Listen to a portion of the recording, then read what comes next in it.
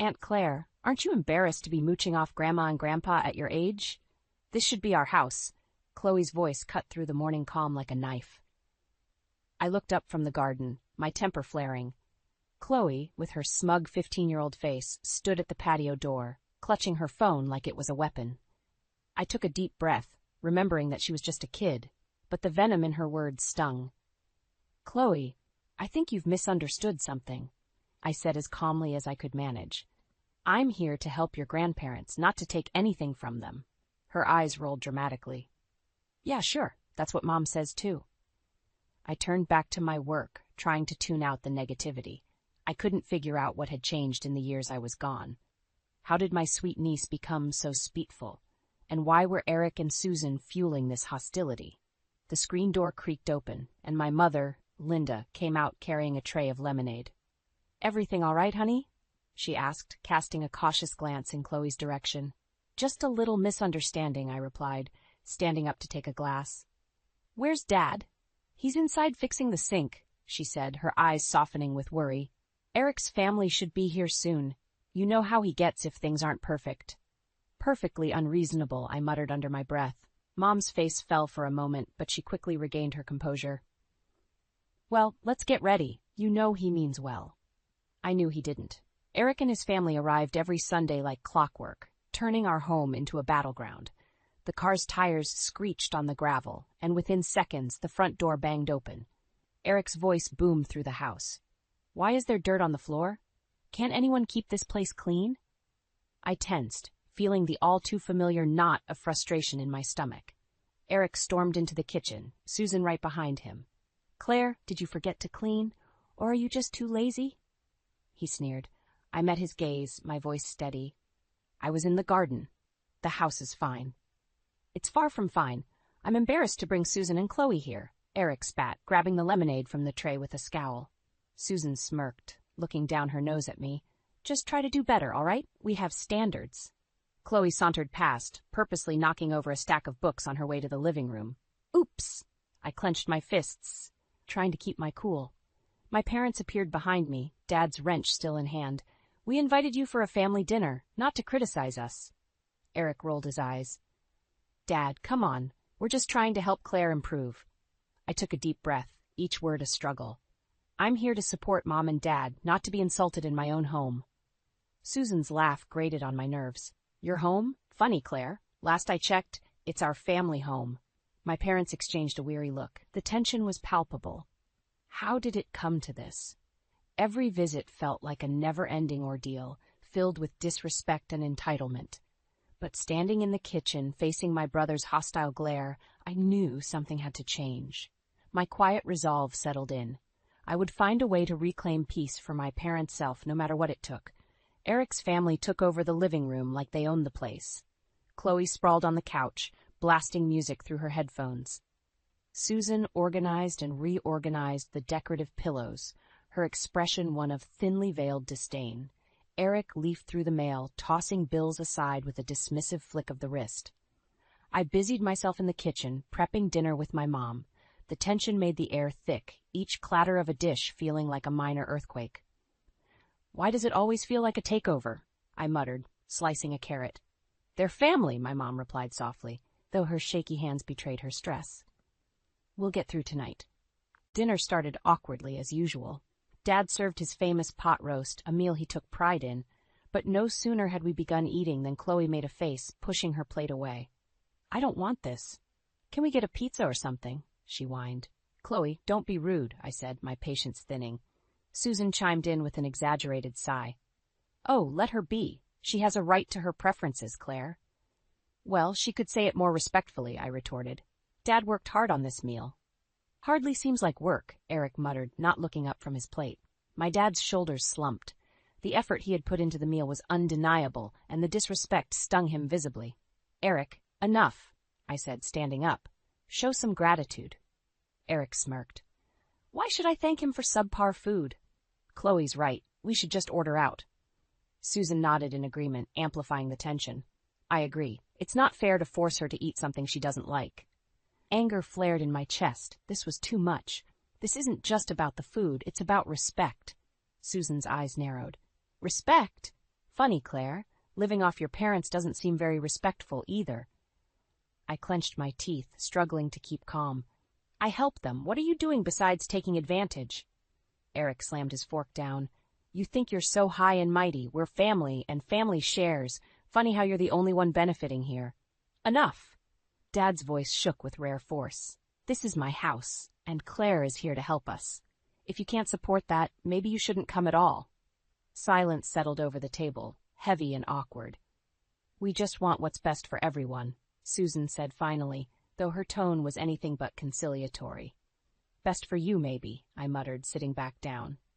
We finished the meal in strained silence, every bite feeling like a chore. As Eric's family prepared to leave, the usual promises to do better next time dripped with insincerity. As soon as the door closed behind them, I turned to my parents. This has to stop. They can't keep treating us like this. Mom nodded, tears in her eyes. We know. Something has to change, Claire. Dad, his usual warmth dimmed, looked at me with a resolve that mirrored my own. We need a plan. We can't keep living like this. No, we can't, I agreed. There was a fierce determination growing inside me, one that promised things would be different. It was time to take control for all our sakes. The following Sunday, the tension in the house was almost unbearable. I could see it in my parents' eyes. They dreaded these visits as much as I did. When the doorbell rang, my stomach twisted. Here we go, I murmured to myself, opening the door. Eric, Susan, and Chloe sauntered in like they owned the place. Dad made dinner again, I said, more as a warning than a welcome. Great, Chloe groaned. Hope it's better than last time. We gathered around the table. Dad brought out a steaming dish of pasta, but as soon as he set it down, Chloe crossed her arms and scowled. I don't want pasta. I want burgers, she declared, eyes locked on her phone. This is what we're serving tonight, Chloe, I said as calmly as possible. You don't always get what you want. Eric leaned back in his chair, smirking. Claire, you need to stop telling our daughter what to do. She's got her own mind. Her mind? All she does is complain, I shot back. Calm down, everyone, Mom pleaded, looking helpless. Susan took a small bite and then grimaced. Paul, do you ever cook anything edible? Dad's hands shook slightly as he reached for his glass of water. I could feel my anger boiling over. How dare you? Dad's a retired chef. Show some respect, I said sharply. Retired being the key word, Eric added, laughing. At that moment, Dad's face turned beet red. If you don't like the food, you're welcome to leave, he said, a quiver in his voice, but a firmness I'd rarely seen. Susan snorted. Fine, Chloe. Let's go. We'll get takeout. Chloe stood, shoving her chair back with unnecessary force. Good. This place is lame anyway. Stop, I yelled, standing up so fast my chair tipped over. You're not just taking advantage of our hospitality. You're ruining our family. Eric's eyes narrowed. And what are you going to do about it, Claire? I met his gaze, unflinching. I don't know yet, but this stops now. Susan laughed, a cold, mocking sound. Good luck with that. Let's go, Chloe. They marched out, slamming the door behind them. The house fell into silence again, but this time it was laced with a newfound tension. We can't keep living like this, Dad said, sinking into his chair. No, we can't, I agreed. But what can we do? Mom hesitated, but finally spoke up. We're going to transfer the house to you, Claire. Let's look for a smaller place that's just for us. I stared at them, surprised. Are you sure? That's a big step. Dad nodded. We're tired of Eric's demands and Susan's insults. It's time we took control back. My own resolve hardened at that moment. All right, I'll get everything started. We're not doing this alone. We're doing it together. That night, as I lay in bed, the plan started forming in my mind. This wasn't just for me. It was for my parents, and I'd do whatever it took to protect them. It was time to put our plan into action. The following weekend, Eric's family barged in with the usual sense of entitlement. This time, however, the air felt heavier. Everyone sensed that something was about to break. Before we even finished dinner, Chloe threw her fork down, her face scrunched up in disgust. I'm not eating this, she yelled, pushing her plate away and standing up abruptly. Chloe, sit down and eat your meal, I said sternly, my patience wearing thin. No, this is gross. I want pizza, she shot back, crossing her arms defiantly. Susan smirked up at me from her seat. She's right, Claire. Why do you keep forcing her to eat this stuff? Just let her order what she wants. Dad's confidence seemed to falter as Susan's words dug in, his shoulders drooping slightly. Do you know how disrespectful that is? I snapped, glaring at Susan. This isn't a restaurant. Dad worked hard on this meal. Eric, who had been silent until now, suddenly stood up, knocking his chair over. That's enough. We're moving in, Claire.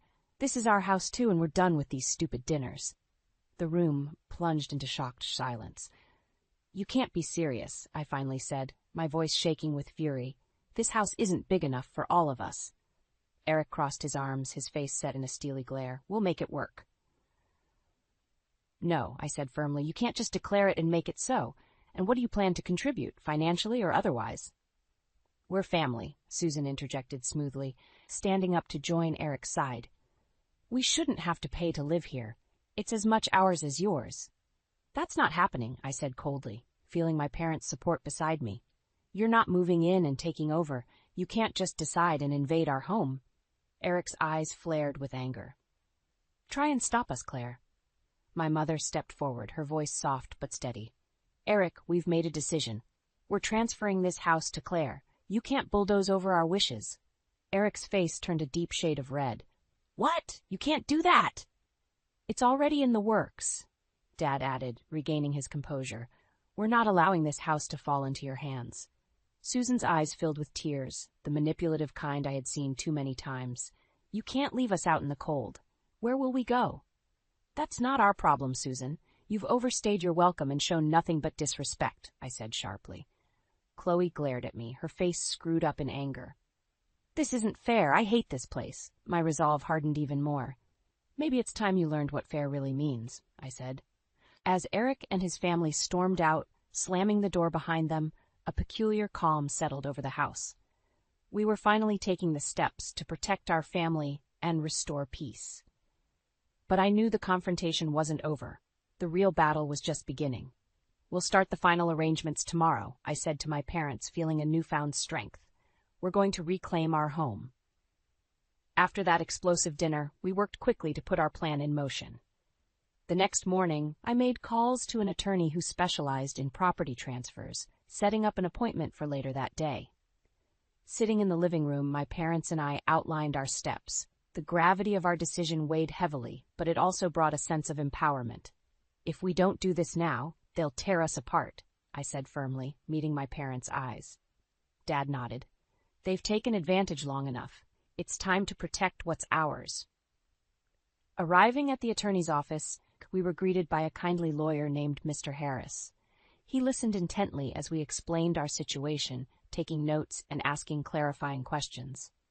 Transferring the house to Claire is straightforward, Mr. Harris said, but you'll need to sign these documents, and it might take a few days to finalize. During this time, it's essential not to inform Eric or his family. Mom sighed with relief. We won't tell them a thing. Thank you. Back at home, the sense of urgency propelled us. I began researching smaller homes for my parents, focusing on comfort and accessibility. Each evening, we'd gather around the dining table and review listings, debating pros and cons. I like this one. Mom pointed to a cozy bungalow. It's got everything we need and is near the park. It's perfect, I agreed, smiling. Dad's eyes softened as he looked at the listing. It'll be a fresh start for us. Once the house transfer documents were signed, sealed, and delivered, I worked swiftly to secure the bungalow we had chosen. Everything seemed to fall into place, and I couldn't help but feel a growing sense of vindication. A few days later, while I was packing up some of their belongings, Eric barged in without knocking. His face was red with fury. I know what you're doing, he spat. You think you can just cut us out? Eric, this isn't your decision to make, I replied, standing my ground. Mom and Dad have made their choice, and you need to respect it. Respect? You think that's what you're showing them?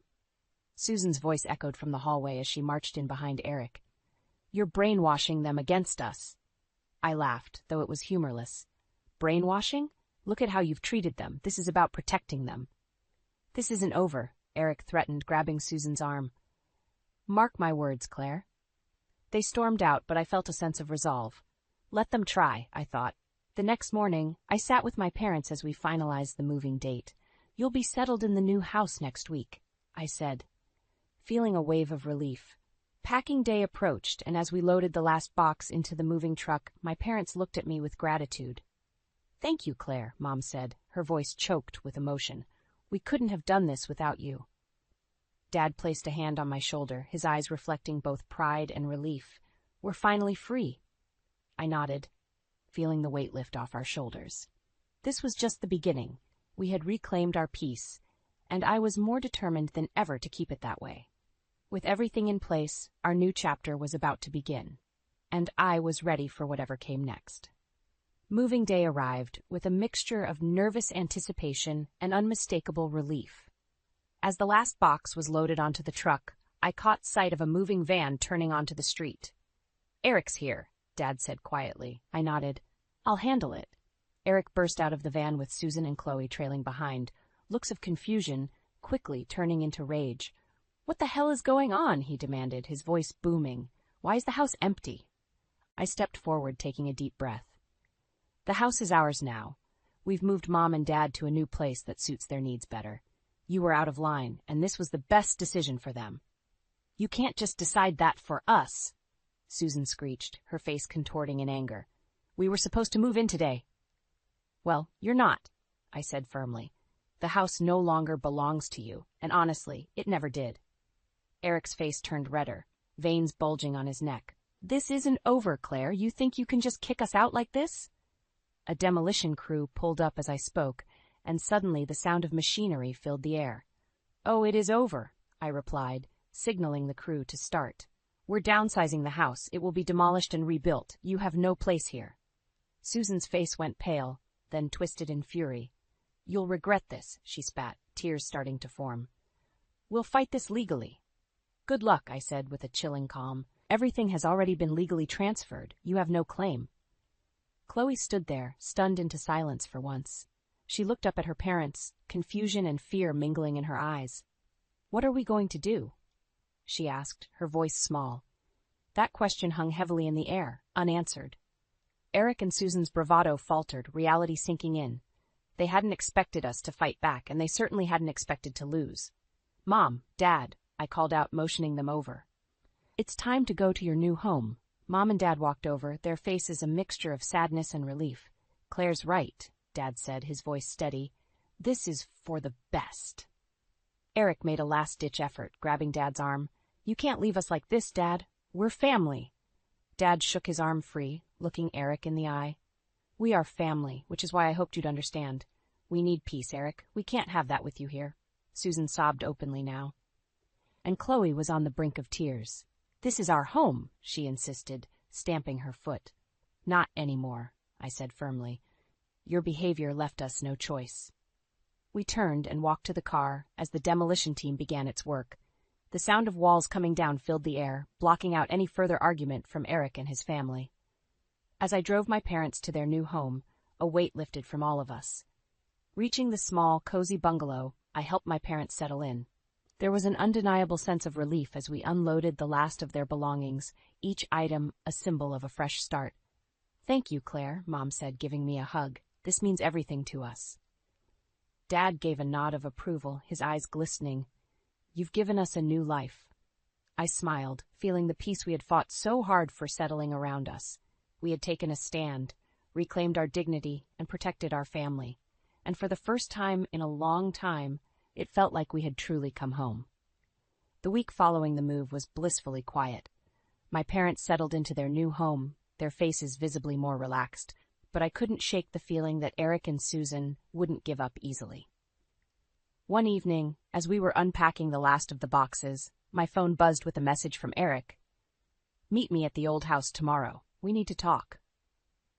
The next day, I arrived at the now empty lot. The sight of the demolished house felt both empowering and bittersweet. Eric stood there, looking more disheveled than usual. Susan and Chloe were in the car, their faces a mixture of anger and confusion. What do you want, Eric? I asked, keeping my voice steady. This isn't fair, Claire, he began, his tone more desperate than before. You can't just take everything away from us. I didn't take anything, Eric. You pushed us to this point with your behavior. We needed to protect Mom and Dad. Protect them from what? Us. We're family. Susan shouted from the car, her face contorted with anger. Family doesn't treat each other the way you have, I said coldly. You disrespected and manipulated them. It's over. Eric stepped closer, his voice dropping. You don't understand, Claire. We're in serious financial trouble. We need this house. I felt a brief pang of pity but quickly suppressed it. You should have thought about that before treating us like doormats. Besides, it's too late. The house is gone, and so is your claim to it. Chloe finally stepped out of the car, tears streaming down her face. Where are we supposed to go? We have nowhere else. That's not my problem. You brought this on yourselves, I said, though it hurt seeing my niece like that. We'll fight this. We'll find a way to get back what's ours, Susan yelled, her voice cracking. Good luck with that, I replied simply, turning to leave. It's done. Back home, I relayed the encounter to my parents. They listened quietly, their faces reflecting a mix of sadness and relief. We did the right thing, Claire, Dad said, though he looked weary. This is their mess to clean up. Absolutely, Mom agreed. We deserve peace, and peace we found. Days turned into weeks, and gradually, Eric's threats dwindled into silence. My parents began to truly enjoy their new home, free from the burden of constant conflict. One afternoon, we sat on the porch, sipping lemonade and listening to the birds. This is nice, Mom said, her voice content. It really is, Dad agreed. We haven't had this kind of tranquility in years. We had heard through the grapevine that Eric, Susan, and Chloe moved in with Susan's parents. The strict and unyielding environment wasn't an easy adjustment for them. Chloe struggled with the discipline she wasn't used to, and Susan's manipulative tactics fell flat with her own parents. I couldn't help but think about the karma we had alluded to. It was beginning to unfold. Even as I thought about them, I felt justified. We had stood up for ourselves and reclaimed our lives. With each passing day, the relief felt more like liberation. All we ever wanted was a happy family, Mom said, taking my hand. And now, we finally got it. I smiled, squeezing her hand back. Yes, we do, and it's going to stay that way. As the sun set on the horizon, painting the sky in hues of orange and pink, I realized that this was just the beginning, for us, and perhaps even for Eric's family, in their own way. A few months passed, and life settled into a steady rhythm. My parents and I thrived in the stress-free environment of their new, cozy bungalow, but the fallout from our decisive actions still echoed. One morning, as I sat in the kitchen sipping coffee, the phone rang. It was Eric. I hesitated for a moment before answering. Claire, he started, his tone surprisingly subdued. We need to talk. What is it, Eric? I asked cautiously. We're struggling, he admitted. Susan's parents aren't exactly welcoming, and Chloe is having a hard time. Can we meet? I thought carefully before agreeing. Fine, let's meet at a cafe downtown at noon. When I arrived, Eric and Susan were sitting at a table, looking more worn than ever. Chloe was absent, likely in school or avoiding the confrontation. Eric spoke first. Look, Claire, we messed up. We've realized that, but we're in a bad spot. We need help. Susan nodded, though her usual haughtiness was noticeably absent. Living with my parents hasn't been easy. They're strict, and it's been hard on Chloe. This whole situation has made us rethink our actions. I leaned back, crossing my arms. It took this long for you to see reason? Eric sighed deeply. Yeah, it did. But we're ready to make things right. We need your forgiveness. I felt a flicker of pity. What exactly do you want from me? We're not asking for money or a place to stay, Susan said quickly. We just need your support to get back on our feet. My initial anger began to soften. Support how? Maybe help us find a place of our own, Eric said. We're job hunting, but it's tough. We just need some guidance. I took a deep breath, weighing my options. Here's the deal. I'll help you find resources and connect you with people who can assist. But you have to stand on your own from here on out. No more handouts. Eric nodded, a spark of hope in his eyes. Thank you, Claire. We appreciate it. Susan murmured her thanks as well, a faint smile forming. Back at home, I shared the conversation with my parents. They listened quietly, absorbing every detail. I hope this is a turning point for them, Dad said after a long pause. But Claire, you've done enough. Don't let them drag you down again. Mom nodded in agreement. They need to learn to stand on their own. Over the next few weeks, I helped Eric and Susan network and apply for housing assistance. They found a modest apartment, and Eric landed a job that instilled a sense of stability. One evening, while sitting on our porch watching the sunset, Dad turned to me. You did the right thing, Claire. You gave them a chance, but you also set clear boundaries. I'm proud of you. Mom squeezed my hand. We all needed this, a fresh start for everyone. As the sky darkened, I realized that true revenge wasn't about destruction. It was about reclaiming our peace and helping others see their faults. We had taken back our lives, and in the process, perhaps set Eric's family on a path to redemption. Here's to new beginnings, I said, lifting my glass. And for the first time in years, our future felt unequivocally hopeful.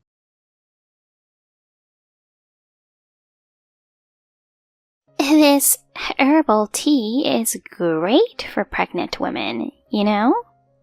It was only after I got pregnant that my mother-in-law's attitude towards me changed.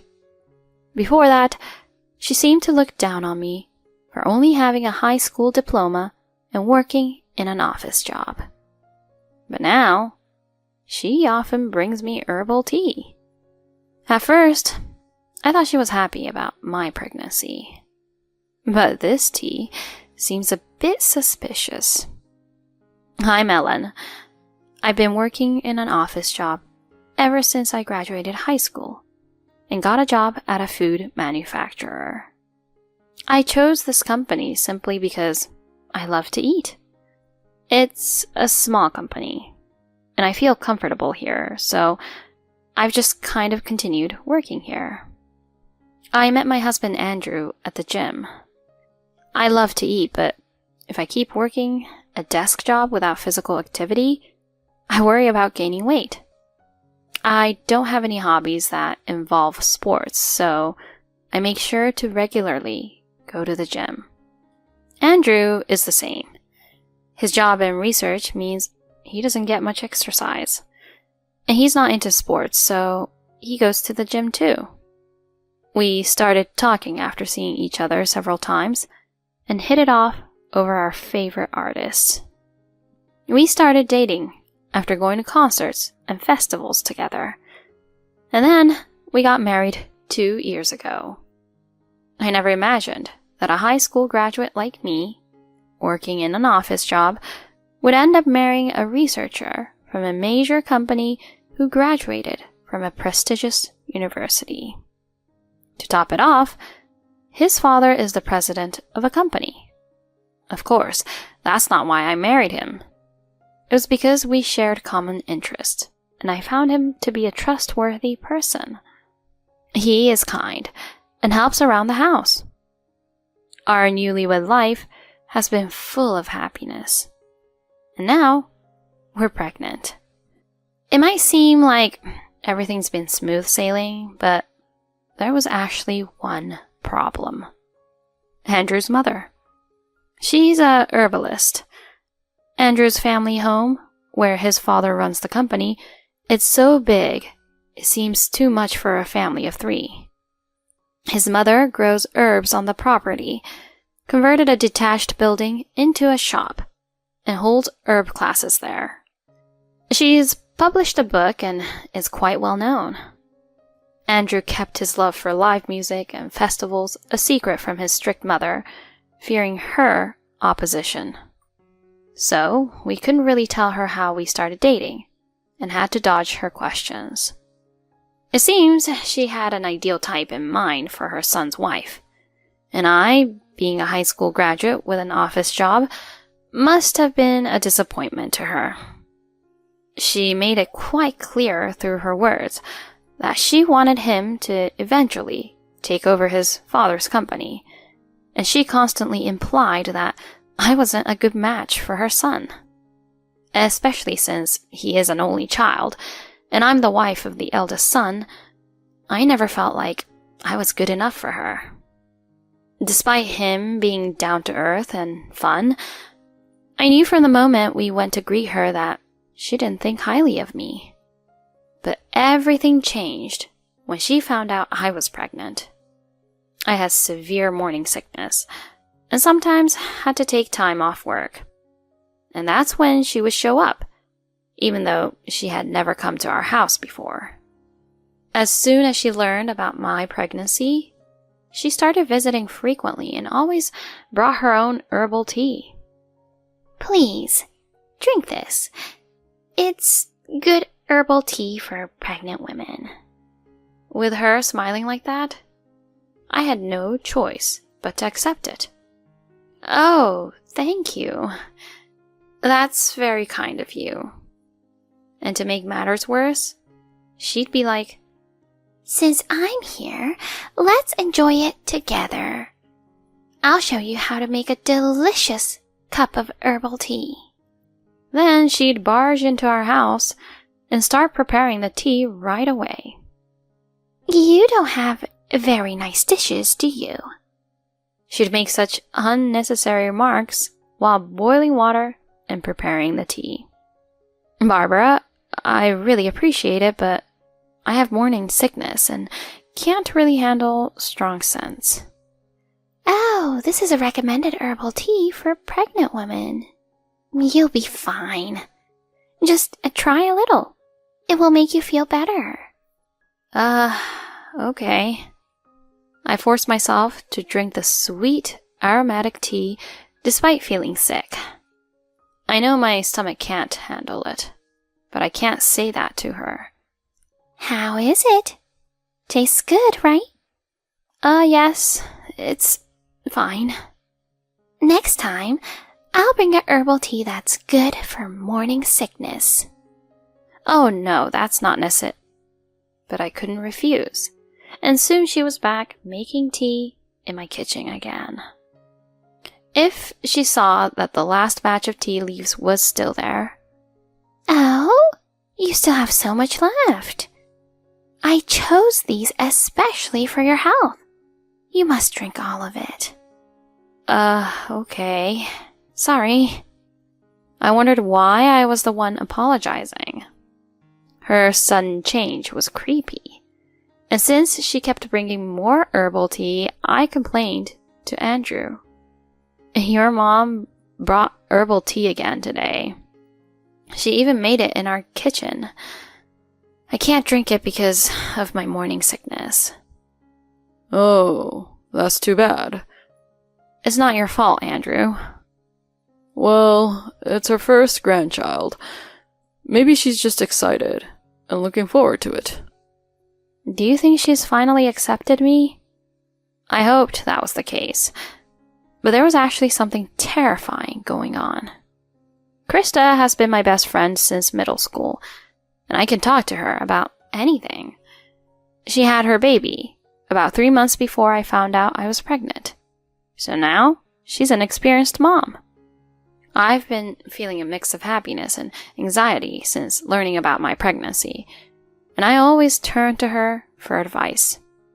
Despite being busy with her baby, she's always there for me. "I get it," she would always say and listen to me. So, when she came over with her baby, I decided to serve the herbal tea my mother-in-law gave me. I couldn't finish it myself and was worried about what Barbara would say if I left any. So I thought I'd have Krista help me drink it. But as soon as Krista took a sip, she said, "Isn't this too strong?" "Really? I brewed it just like my mother-in-law showed me." "It's too strong. You could choke on this. What herbs are these?" I don't know. She gave it to me, saying it was good for pregnant women. The bag of herbs she brought had the names on it, but I never paid attention since I wasn't interested in herbs. "Your mother is a herbalist, right? If it's good for pregnant women, I wonder if it's safe during breastfeeding too?" "Are there herbs you shouldn't drink while breastfeeding?" "Yes, there are many herbs you shouldn't consume during pregnancy or breastfeeding. Like..." She listed several herbs, but I didn't understand any of them. "Oh, you're so knowledgeable, Krista." "I've always liked tea and herbal tea, so I researched which ones are safe during pregnancy and breastfeeding." "What happens if you drink the wrong herbal tea?" "Well, it can cause uterine contractions or diarrhea, which might affect the baby in the womb." "Uterine contractions? Like causing stomach cramps?" "I'm not sure, but maybe." "I've been having stomach cramps lately." What? I thought it was okay since it's tea for pregnant women. Ellen, show me the herbal tea package. Oh, okay. I fetched the bag of herbal tea I had stored in the cupboard and handed it to her. It looks like a blend of several herbs. I don't recognize these names. So it's probably unrelated. No, if you're not sure if it's unrelated, you should stop drinking it. Really? You should stop immediately and see a doctor. I should? Pregnancy can bring various complications. It's safer to get checked if something feels off. You think so? Besides, drinking such a strong herbal tea, even if it's safe for pregnancy, might still have an impact. Really? You and your mother-in-law weren't getting along, right? Well, until I got pregnant, I felt like she didn't like me. It's better to be safe and check, just in case. Encouraged by her, I decided to have the herbal tea checked at the hospital. When the doctor saw the package of herbal tea I brought, Oh, these herbs are contraindicated during pregnancy. What? I had misunderstood, thinking my mother-in-law had finally accepted me. What was her intention in repeatedly giving me this tea? If it's not good for pregnancy, that means it could pose a risk to the baby in my womb. That implies... What's the story with this herbal tea? Well, I received it as a gift. No offense to the person who gave it to you, but it's better not to drink it for safety's sake. Okay. The person who gave it to you probably didn't know. No, that's not it. The person is a herbalist. It's hard to believe she wouldn't know about the herbs she's handling. She must have done it on purpose. I felt drained. Luckily, the baby was doing fine. The doctor just advised me to rest and avoid exertion if I experienced any cramping. The herbal tea my mother-in-law gave me turned out to be bad for pregnant women. She might have given it to me on purpose. When I told this to Andrew upon returning home, No way. That can't be. At first he said that, but then... But knowing her, she might have done it. Why? The baby in my tummy is her grandchild, right? Is she okay with something happening to her grandchild? What if she doesn't want a grandchild? What? Well, it's hard to say, Ellen, but my mother had someone else in mind for me to marry. She's a student in my mom's herb class. She still wants you to marry that woman? She's been telling me to break up with you even after we got married. She wants you to dump me? She probably thinks, if we can't have a child, I'll give up. That's so forceful. Let's go and confront her about it. I don't think she'll confess, though. I have a plan. I have been avoiding my in-laws' house due to the constant snide remarks since our marriage. I wasn't thrilled about going, but I trusted Andrew and agreed. On Saturday afternoon, we visited his parents' house for the first time in a long while. We didn't inform them beforehand, so his father looked surprised when he opened the door, but welcomed us warmly. Oh, good to see you. Please, make yourselves comfortable. As for Barbara, she was busy with her herb class.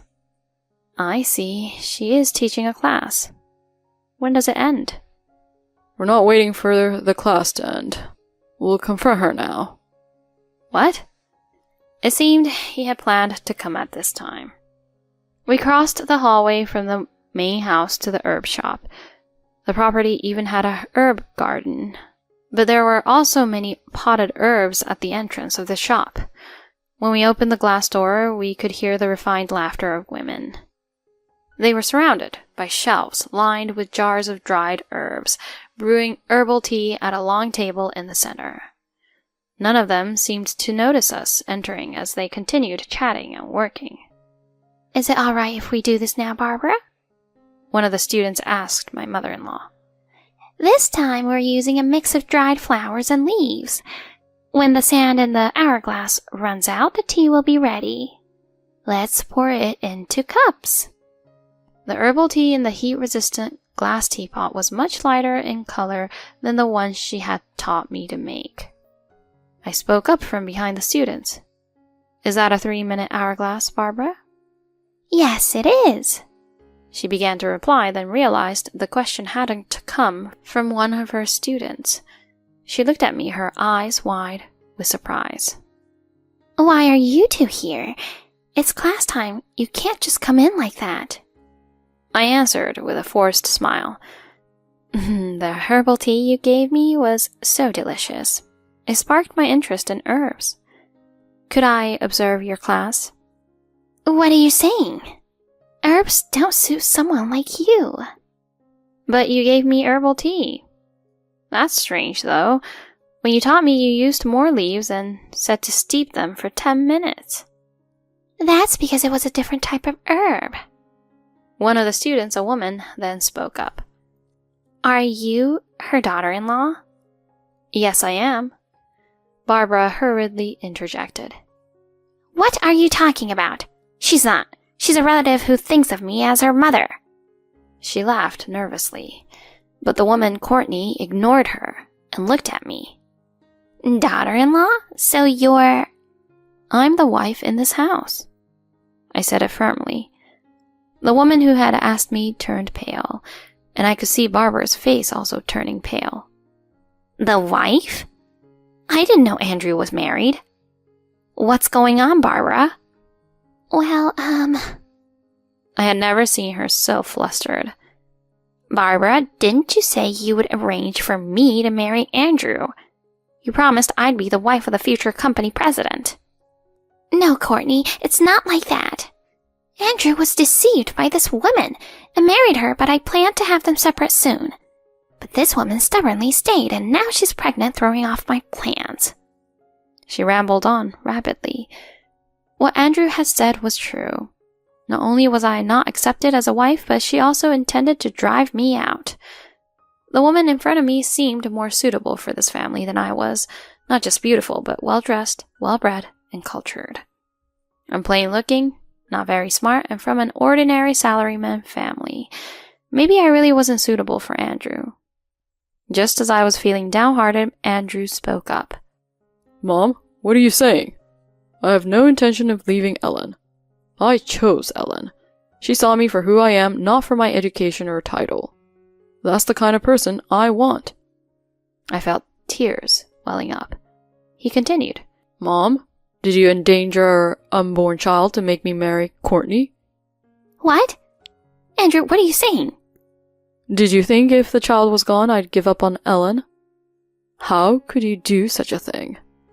The students began to murmur. She then defiantly said, "Of course, I've always said that Andrew should marry a lady from a good family with education. She's to be the wife of the future company president. Courtney would be perfect. If you had just left her sooner, I wouldn't have had to do anything. It's your fault for clinging to such a boring woman." "Don't call my wife boring. She's the most fun. We go out to eat, to concerts, and have the best time." "Concerts? How vulgar. I didn't raise you to be like that." "Of course you didn't. You're always more concerned about elevating your own status and fame, leaving me neglected. You didn't even know I was into music." "That was because I needed money to raise you." "We could have managed fine on Dad's income alone. Mom, you only wanted to become famous as a herbalist. Courtney, you're only interested in marrying me if I become the company president, right?" Both Barbara and Courtney exclaimed in surprise. "I have no intention of taking over Dad's company." What do you mean? I raised you to be the president, you ungrateful child." She confronted him angrily, then turned and lunged at me. "You seduced Andrew. Get out. I should have never allowed you to marry him." "Please stop! The baby!" I was shaken violently and instinctively protected my belly. "You don't deserve to bear Andrew's child. Get out." As she raged, a voice suddenly intervened. The one who needs to leave is you. Andrew's father had come in, having heard the commotion. I've known about Andrew not wanting to take over the company since before he married Ellen. How could you? He has his own dreams that he wants to pursue. I just wanted him to follow his heart. Without consulting me? You've always done what you wanted, neglecting household and childcare duties. Yet you won't allow Andrew to pursue his interests? But this ruins all my plans. You've reaped what you sowed. She was eventually faced with divorce and had to leave the house. She begged to keep running her herb classes, which was allowed, but after the students witnessed the incident, many quit, and the classes eventually became unsustainable. Courtney, no longer interested in Andrew without the prospect of being a company president's wife, also left. Barbara now lives in a cheap apartment and struggles with part-time work and household chores, something she's never done before. As for me, I safely gave birth to a beautiful baby boy resembling Andrew. Both Andrew and his father are completely smitten. We decided to live with his father, as we had already been considering moving to a larger place due to our growing family. Ironically, I developed a genuine interest in herbs. Using the herbs left in the mother-in-law's garden, I got into cooking and baking during my parenting breaks. I even learned the proper way to brew herbal tea. Used correctly, herbs are beneficial for both mind and body. Once things settle down with the baby, I'm thinking of getting an herbalist certification. Although I can't forgive my mother-in-law's actions, they inadvertently introduced me to a new way of life.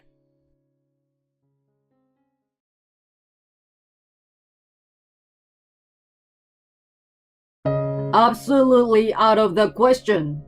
I can't celebrate our wedding anniversary with an ugly wife. Do you really believe you're worth that much? You're disgusting. Thank God I'm going on a business trip soon. I don't want to see your face. You're a daughter of a construction company, so find a nice place for me to stay. Well, I'm not counting on the help of your little family business. That's on the verge of bankruptcy. Believing that I could rebuild my relationship with my husband, I had gathered my courage to ask him. My hope was cruelly crushed by his sneer. The gentle smile he gave me, saying he would take good care of me, was all a lie. His true intention was to be the husband of the CEO's daughter. Even though my father was the founder and CEO, his office was set up in his humble home. As soon as my husband found out, he thought he understood everything about my family business. Since then, he has been looking down at me with animosity. And on our wedding anniversary, he made it clear that he was spending an unforgettable night with the adulteress he loved. He left me behind in despair, with a lecherous smile on his face. My family is in a construction business. I had been living with my parents and working as an admin assistant to support their business since I graduated from university. I didn't want to rely on them, so I decided to move out when my grandma passed away. I took over her house and started living alone. Afterward, I met my husband John through a friend. We were amazingly true with each other in every way, including our values. We got married quickly in a favor. John and I started a new life together at my house. We spent happy days, elated at our first promise to celebrate our wedding anniversary every year. However, such joy was marred by the creaking house with stained walls. It's an old house. I let out a small sigh, remembering the conversation I had with my father the day before. He recommended that we rebuild the house for our new life. Of course, it wasn't that I didn't want to, but the house held too many memories of my beloved grandmother. A new life with my loving husband, or keeping the memories of my late grandmother. My mind swayed from day to day, and I couldn't come up with a definite answer. Just destroy this shabby house. Your family is in the construction business. Can't you even handle this kind of thing? You are just a small, inefficient, mediocre constructor from the countryside. Or maybe this is a suitable residence for such a country bumpkin? Every time the floor creaked, every time the house rumbled, he lashed out at me in frustration. When we first met, he was soft-spoken and cheerful. When I told him I worked for my father's company, he joked he was intimidated by my status, and we laughed together. He proposed to me with a burning face that he would take better care of me than my parents did. When he visited my parents' house for the first time after our marriage, I didn't know what he had been imagining, but he was shocked. The house was just ordinary, and the office was a small building on the same property. There were construction materials piled up in the yard. Since then, he always came up with an excuse not to visit my parents, and gradually began to make degrading comments to me. Later, I heard he told everyone at work that he was going to marry the daughter of a president of a company. I never told him that my family owned a big business. After that, the conversations between us declined dramatically. As a matter of course, we slept in separate bedrooms. If you get pregnant by mistake, I feel sorry for our unborn child. Have you ever looked at yourself in the mirror? Whenever we saw each other, he criticized my family background and appearance. Eventually, I began to avoid him as well. One day, I went shopping after work and ran home soaking wet from the unexpected rain. Shivering and cold, I went to the bathroom to take a shower. My feet felt the cool dampness of the bath mat, even though I had changed it in the morning. Perhaps it had not dried properly. I hesitated a little, but I wanted to get warm as soon as possible. I took off my wet clothes without thinking too much. However, I stiffened at the uncomfortable feeling that was not just my imagination. There was humidity and water droplets were still on the shower curtain and walls. I cleaned the bathroom the night before. Even if I had forgotten to turn on the exhaust fan, it was hard to imagine that the room would remain so wet until late afternoon the next day. There was even a faint scent of shampoo that wasn't ours lingered. After I showered, I texted John to see if he had come home during the day. He replied with a simple, "Of course not." Indeed, that shouldn't have been a normal case. He should have been at work at this hour, working hard. But then, I found another odd thing in the gap between the washing machine and the wall. His favorite watch. I was certain that I saw him leave the house this morning wearing it. I put on rubber gloves and went to the bathroom once more. I pulled the drain in the bathtub and then became sure of it. I knew it. There were strands of long hair, obviously not the same color as mine or John's. Also, a couple of limestones that appeared to be parts of nail art were stuck on the hair. I rarely got my nails done. Next, I went to John's bedroom and found the same long hair and the same scent. There was even a smudge of foundation and lipstick on the white bed sheets. That night, while suppressing nausea that came up, I looked into John's phone as he dozed off in the living room. I had been hiding in my room to avoid seeing him after dinner. He didn't expect me to come out. He dropped his cell phone on the floor and dozed off in a good mood after a few drinks. I couldn't sense a trace of caution from him. His cell phone was not even locked as proof. A little surprised, but taking advantage of the situation, I opened the messaging app. I immediately found the adulteress. I guessed that she was his ex-girlfriend from the conversations.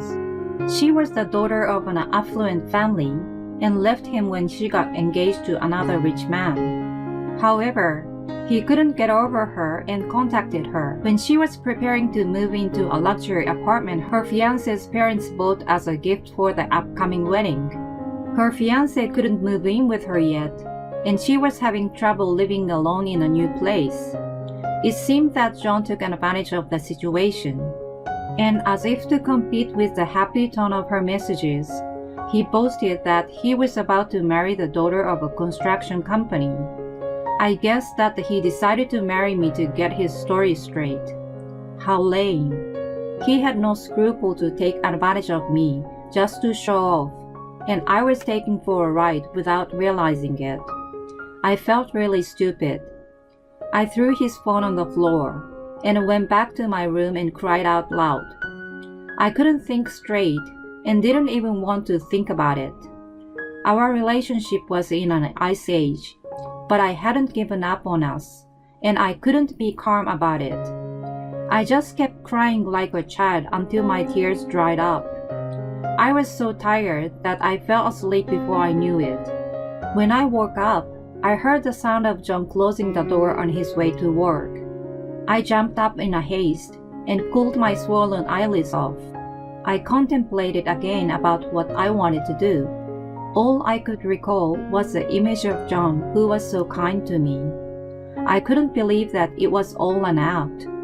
He could have easily divorced me when he found out that I wasn't what he expected, but he didn't. I thought there was still a chance for a fresh start. That day, I made his favorite stew and waited for him to come home. I normally made it from scratch, and he complimented me that it was the best. I had fond memory of him eating it with an infectious smile on his face. When he came home, he didn't say anything directly to me, but he ate it happily. "Hey, it's our anniversary this weekend. Do you remember our promise? Why don't we go out together? It's sad and lonely to live like this without being able to talk to each other. We don't have to do anything special. I just want to be with you. I want to see the same things with you and have conversations." I gathered up the courage to tell him. I wasn't sure if it was nervousness or fear, but tears welled up in my eyes. I looked into his face as I wiped them away, believing that he was going to take me seriously. But, "Ew, you're gross. A reclusive pig suddenly asks to be with me on our anniversary. What's so special about you that you deserve to be celebrated? An anniversary is only worth spending money on if you have feelings for each other. Otherwise, it's just another day, nothing special. There is no anniversary with you at all. I don't remember our stupid promises. Stop saying weird things all of a sudden. I feel nauseated now." He glared at me with disdain, as if he were looking at trash. Then, he stormed out on the pretext of going out to buy beers. I retreated to my room and cried again in devastation. That night, he was again carelessly lying in the living room. I wondered if he enjoyed mocking me in his head as he got drunk. I looked at the messages on his phone and found that he had a reservation for a fancy dinner with his adulteress on the day of our anniversary. Ironically, the same day seemed to be the anniversary of their relationship. Everything about our marriage was a mistake. There was never love on his side in this marriage from the beginning. I realized that I was just a misjudged status for him, and it was nothing more than a tool to maintain a minimum level of life. I crumbled down on the spot where he slept peacefully beside me. I trembled without tears. "I'm leaving next week for a month on a business trip, so check out the short-term apartments for me. Your family's in the construction business, so you can at least get information on good properties through your connections, right? But then, maybe a business on the verge of bankruptcy doesn't have that kind of power." It was almost December. He was still the same as ever, and after showing an enthusiastic display of sarcasm, he left for work. A month-long business trip.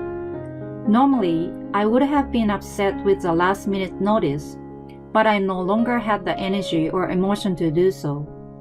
I already knew that the trip was nothing more than a lie, but to make the last memories with his adulteress before her marriage. Checking his phone became a regular occurrence. I felt guilty and disgusted with myself, but at the same time, it was providing me with useful information. Have a good trip. Good luck. I saw him off with an innocent smile, as if I knew nothing the following week. When he was out of sight, I made a phone call. Hello? Yes, please get it going from today. And then I rushed back to my room to get ready. I had been waiting for this moment. I expressed my impatience and ran out of the house in high spirits. 1 month later, while I was at work, I received a call on my cell phone repeatedly. I left it alone as I was busy, but even though it was on vibration, it was still annoying. I asked my parents for permission to step out and answer the call. Yes? What the hell, you pig? What's going on? I came back and found the house was gone without a trace. The land's on sale too. Explain what the hell is going on. John was yelling so loudly on the other end of the phone that I didn't even need to put it on speaker. Well, you told me to get rid of the house as soon as possible. That's why I asked my father. I don't know if this is supposed to be my privilege. Why are you complaining when I did what you wanted? I answered him nonchalantly, suppressing my laughter while imagining him being furious and panicked. Don't bullshit with me. No matter how hard you asked, there is no way a small business like yours can do this in just 1 month. Besides, the sign has the name of a major company around here as a contact. I don't see how a company like this would do a small no-name business a favor. Who is behind this? Don't try to fool me. I told you, I asked for it. You took one look at my parents' house and assumed that it was small and mediocre. Have you actually done your research on my family business? I certainly didn't say it was big, but neither did I say it was a family-owned small business. He seemed to hear the bells in his head and hastily searched for something on his phone, probably about the company on the sign. He was so stunned that no words came out of his mouth. No wonder. The company's website showed a picture of my father as the CEO. We are a construction company, but we also run various related businesses. Not only our home construction office, but demolition and building are part of it. Recently, inflation caused a decline in business, so they've all been happy to help me demolish and sell lots. You know, the demolition took only a week? It was the last big job of the year for them, and the land was sold at a pretty good price. I thought of it as the last Christmas gift from my beloved grandma. I was grateful to receive it. I had been agonizing about it for a while, but in a way, I think you helped me make the decision. Thank you so much. John was still speechless despite my cheerfulness. I couldn't see his face, but he must have been pale and sweating profusely. Don't tell me you threw away all my stuff. My computer, my work files, damn it. Do you have any idea what you have done? He was half sobbing and began to worry about what happened to his belongings. No way! I'm not that heartless. My stuff went to my parents' house and yours went to the right place. It's a little early, but it's my Christmas gift to you. Please accept it. Oh, by the way, the boxes are supposed to arrive today. The sender's name is yours, and I've written down the address. I assume they would come asking about it. I'm sure you guys will be able to talk it over and come to an agreement. Where the hell did you send them? He trailed off. He must have been so panicked that he forgot to hang up the phone with me. As I expected, and as he didn't, the recipients of the package had appeared. Can you please explain what's going on? Oh, the man, to John's horror, was the fiancé of his adulteress. I had sent his boxes to their condo. I had already confirmed the address from John's messages. I also took pictures of him and his adulteress at the hotel and their condo and sent them together with the boxes. The fiancé's family was well known locally, and of course the picture was sent to them as well. On the other end of the phone, John and his adulteress were pointing fingers at each other. The fiancé who witnessed this was outraged. Their engagement was called off, and possibly a court case was pending. When the storm passed and John realized that he was still on the phone with me, he was furious and started cursing at me. You are trampling on my life, you bitch! I'm going to ruin your life too! You are worthless! I will make you regret destroying my life for the rest of yours! You deserve everything you got. How dare you say that without even thinking about what you did? I won't forgive you ever. This is definitely the end. I hung up the phone on him, and then immediately called his work. I also found traces of his wrongdoings at work while I was checking his phone. Next, I called his parents and told them everything. I refrained from doing all this in case he made a sincere apology, but I had no reason to anymore. John was fired from his job that day, and his furious parents disowned him. Overnight, he lost his job, his house, his wife, and his family. I was sure he wasn't able to stay in the town any longer.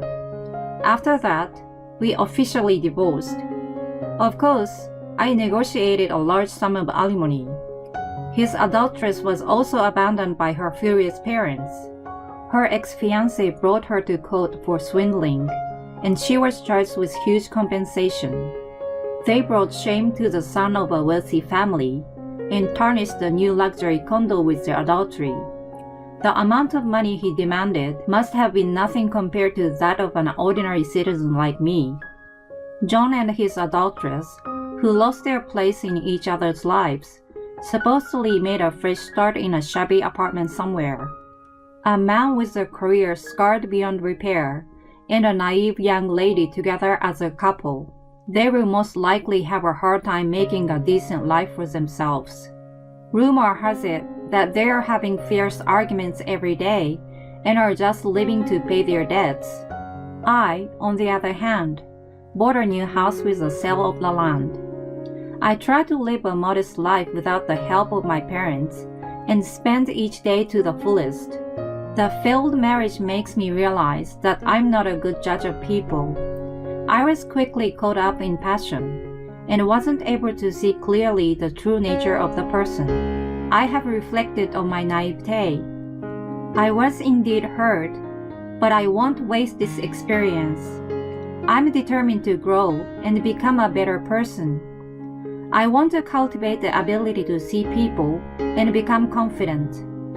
I set a big goal for the rest of my life and made a wish for the sunrise. My husband forces me to live with mother-in-law, and they both treat me as housekeeper. As a result, You're so slow. Hurry up and make dinner. And clean up the rooms too. My mother-in-law, Alice, looks like she's feeling really good as she orders me around. It's as if she seems to be so excited to be able to order me around. And my husband, Kevin, looks at me as if it is completely normal that Alice would treat me like her slave. Wow, honey, your house is really comfortable and nice. And the fact that you actually have a maid helps a lot too. Oh, Mom, do feel free to use her. Hey, you, Mia, you better work hard. My name is Mia, and I am a 32-year-old office worker. I recently got married to a man named Kevin. I met my husband at a blind date, and as far as I can remember, my first impression of him is that he didn't really leave any impression to me. But when we moved to sit next to each other and talked a little, we discovered that we both have similar tastes and interests. We have so much in common, and we really liked the same music and movies. We had a great conversation about it, and from there we hit it off. We exchanged our contact information to each other and began meeting up.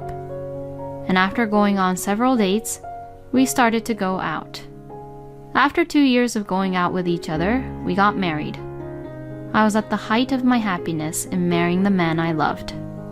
When we were going out, my husband was a gentleman, taking care of my health and even going out of his way to come over to my place to cook for me when I was busy with work. So, I believe that I would be able to lead a happy life with him even after our marriage. After greeting both of our families, meeting our parents, having the wedding ceremony and the honeymoon, we began living together. But after we started living together, I had discovered about Kevin's true nature. As soon as we got married, his attitude suddenly changed drastically. Now that we are married, all the housework is the wife's job, so do it well, Mia. Huh? What's up with you all of a sudden? I'm just saying the obvious, you know. Well, it's always been a rule that the wife does the housework. And I grew up in that kind of family environment. So you too should follow my way. What? No, wait. We both work, you know. In this day and age, it's much more common to share the house chores, right? I can't have such an old-fashioned way of thinking forced onto me. I see, Mia. You're the type of person who's influenced by everything that follows the trend like that, huh? No, that's not what I meant. What I am trying to say is that it is not right that I am the only one who has to do all the house chores and bear all the burden. You would only work and won't do any housework, but I'm supposed to do both my work and housework, you know? My God. You keep arguing back to me, huh? If you can't do it, why don't you just say so honestly? Huh? Actually, you can't do it, so that's why you're making these excuses, right? And that's why you're justifying yourself by saying things like old-fashioned and such, right? That's not true. Oh, you don't have to be so stubborn about it. If you can't do something, just say that you can't do it. Fine, if you say it like that, then I'll do it. I'll do the housework even when I get home from work. Is that right? So you will do it, huh? That's a promise then. You better take responsibility for what you say. I got angry since he provoked me like that. Just you wait. I'm going to perfectly balance my work and the housework. Then, I got myself together and worked hard at both the housework and my work. I even tried not to repeat the same dinner menu as much as possible so that my husband would not complain about it. And my husband was impressed with me balancing out between my work and the house chores, so he did not complain. I knew you could do it. I was a little annoyed at myself for being so unknowingly flattered by Kevin praising me like that. I did my best here, so now, can you do it this time? Huh? Oh, were you thinking that you won't do it too? It's not manly of you to let a woman do it and then not get in the game yourself. Excuse me? My husband began to take the bait. If you keep having that attitude with me, you're going to suffer. Oh, how will I suffer? Please, show it to me. Why don't you just try to surprise me by doing the house chores and your work perfectly? Saying it like that, my husband will now do all the house chores himself. But then, things took an unexpected turn. What the hell are you talking about? I don't do house chores. What? I told you last time that house chores are the wife's job, didn't I? Have you forgotten already? What an idiot. Oh, of course I remember that. But aren't you frustrated that I said that to you? Don't you want me to be surprised that you can actually do the house chores too? Well, it's not what I'm supposed to be doing. So, nope. No way. I thought that this strategy was a failure, so I tried a different approach to Kevin. But then, he began to say something really unexpected. I don't think that you're behaving like how a wife is supposed to be yet, so I'm going to ask my mom to help you. Pardon me?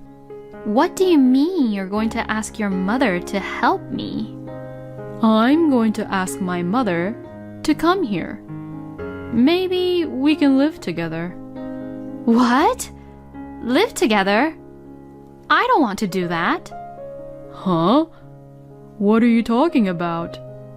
I won't allow you to ever reject my mother like that. But we've only been married to each other for about 3 months. So I can't even think about living with your mother. With that kind of selfishness, you definitely need to be educated. Kevin, you're the one being selfish here. You don't even listen to my opinions properly and tries to decide everything all on your own. You really don't understand, huh? Well, that's what marriage is all about. Excuse me? Everything what the husband says is a must. But in return, he will take all the responsibility. I've seen my father do that, so that's the way it's supposed to be in this house. My husband says such an unbelievable logic. But no matter how much I told him that I didn't like it, he wouldn't listen to me. Then, a few days later, my mother-in-law, Alice, really came over. I'm so sorry to bother you. Oh, Mom, you're here. It's been a while, Alice. Oh, Mia, I didn't know you were here. You are so dull that I didn't even notice your presence.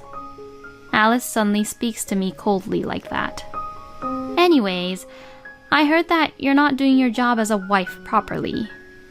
No, I do my house chores properly, and Kevin has never complained about it. Oh, I can't have you being so arrogant like that. Well, it's not like that, but... Oh well, I guess you can't really help it. I'll work you back into shape. Saying that, Alice came into the house and brought in her huge luggages. Are you really going to live with us? Oh, you're so annoying. If you had behaved properly, this wouldn't have happened. If you want to hold a grudge against me, then you better know that it's all your incompetence and your bad attitude's fault. Well then, brew the coffee and prepare some snacks first. Oh, and make sure to make mine too. As soon as you finish serving the coffee, prepare the dinner, clean the shower and the restroom as well.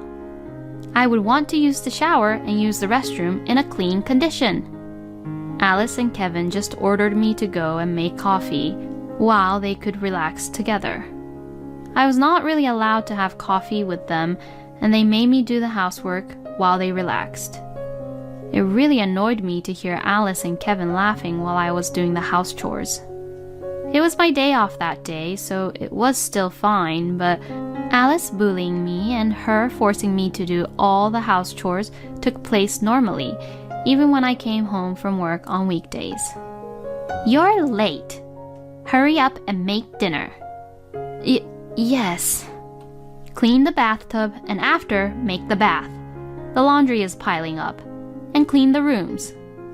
My mother-in-law, Alice, looks like she's feeling really good as she orders me around. It's as if she seems to be so excited to be able to order me around. And my husband, Kevin, looks at me as if it is completely normal that Alice would treat me like her slave. Wow, honey, your house is really comfortable and nice. And the fact that you actually have a maid helps a lot too. Oh, Mom, do feel free to use her. Hey, You, Mia, you better work hard. the two of them mocked me by saying such things. How did this happen? It's almost like a scam to have a husband change so drastically like this after the marriage. And even Alice has come to live with us without any permission. But what about her husband, John? Does she not have to do any house chores at her home? I asked Alice about it before, but she said, I don't need you to worry about that. Since then, I have not been able to ask her about it, so I decided to take the plunge and go to the house where Alice and John lived. According to Alice and Kevin, compared to Kevin, John was more the boss of the house and felt that he was the most important person in the family. But I didn't see John as such a terrible person. Well, Kevin was kind before we got married, so that's not really helpful, but to avoid Alice and Kevin finding out about me going over, I lied by saying that I'm going to go shop for groceries and went to Alice and John's house on my day off. And when I pressed the doorbell, a woman whom I've never seen or heard before answered the door. I was so startled that I froze. Who are you?" The woman whom I've never seen before asks me, looking a little surprised. "Oh, well, I am Mia, and I am the wife of John's son, Kevin." When I say this, the woman replies, "Ah, you're the wife of my husband's son." Huh? Her husband? What does she mean by that? As I was startled even more, John came to the door, perhaps having heard the conversation between the woman and I. "Oh, it's you, Mia. What's going on?" Huh? Oh, I came over to talk to you about Alice. Oh, I see. Does this mean that maybe Kevin didn't really talk to you, Mia, about this? Huh? Yes, it seems so. Then John let me into the house and began to talk as we sat down in the living room. "That woman, Kevin's mother, and I have already separated." What? Oh, really? It seems like Alice and John had already divorced. "I'm so sorry for keeping it quiet and not telling you. The truth is that before you and Kevin got married, we were already in the middle of divorce settlement. But I couldn't really tell my son about the fact that his own parents were in the middle of divorce settlement when he should be enjoying life, being happy, getting married to you. I thought I would do my duty as a parent for the time being until after his wedding." I had no idea. "I thought that Kevin would have told you by now, but it seems like he didn't tell you about it, huh?" Yes, this is the first time I heard anything about it. "My ex-wife and I got divorced because of her affair." Huh? The divorce didn't go very smoothly because Alice didn't want to pay alimony and she was reluctant to get a divorce. She's now paying the alimony monthly, but anything can happen at any time if it's about Alice, you know. John talked about Alice with such dismay. "But I'll chase her down to the ends of the earth and make her pay for sure." I was getting all kinds of information at once, and my brain was about to explode. I drank a cup of tea made by John's current wife to calm myself down. "By the way, Mia, why did you come here today? You said you wanted to talk to me about Alice." Well, actually, I decided to tell everything to John, and John was completely surprised to hear my story. "Wait a minute. Even Kevin was in on it with Alice and telling you such terrible things? I really don't want to say this, but I'm not the boss of the house at all, you know. Alice was the one who did not do any housework at all, and she hung out every night, and to top it all off, she was the one who had an affair. So, when I came home from work, I always cooked and ate dinner by myself, and did the laundry and cleaning all by myself." What? That's totally the opposite of what Kevin and Alice said.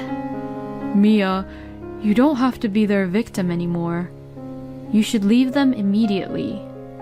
I thought John was right, and decided to leave Kevin and Alice. I was serious about our marriage, and I was so preoccupied with the fact that Kevin and I had been married for less than a year, or that we had loved each other at least once. But because of that, I was killing my own true feelings. If I had to live with those two any longer, I would surely collapse mentally and physically. When I returned home, Kevin and Alice were gone. When I messaged my husband to ask where they had gone, he replied, "I'm out to dinner with my mom today, so we don't need dinner." In their minds, I was supposed to be at the grocery store to prepare for dinner. So I guess they went out to eat on purpose just to harass me. Although the thought was annoying, it was actually better for me. I quickly packed only the necessary things, left the house, and went back to my parents' house.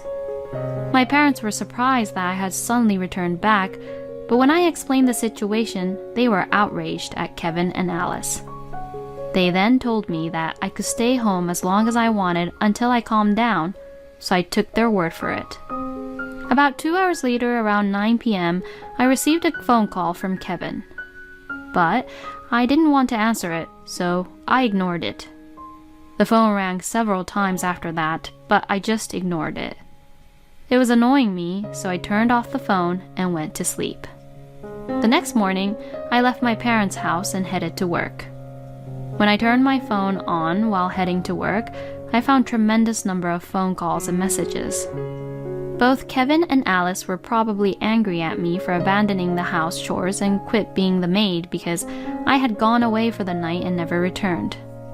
I spent the next 3 days at my parents' house, ignoring any calls or messages from my husband. Then, arrangements with my lawyer were made, so I decided to just look over at the messages for now. I received many angry messages from my husband, such as, "Where are you?" and "Screw you," and "Mom is mad at you too."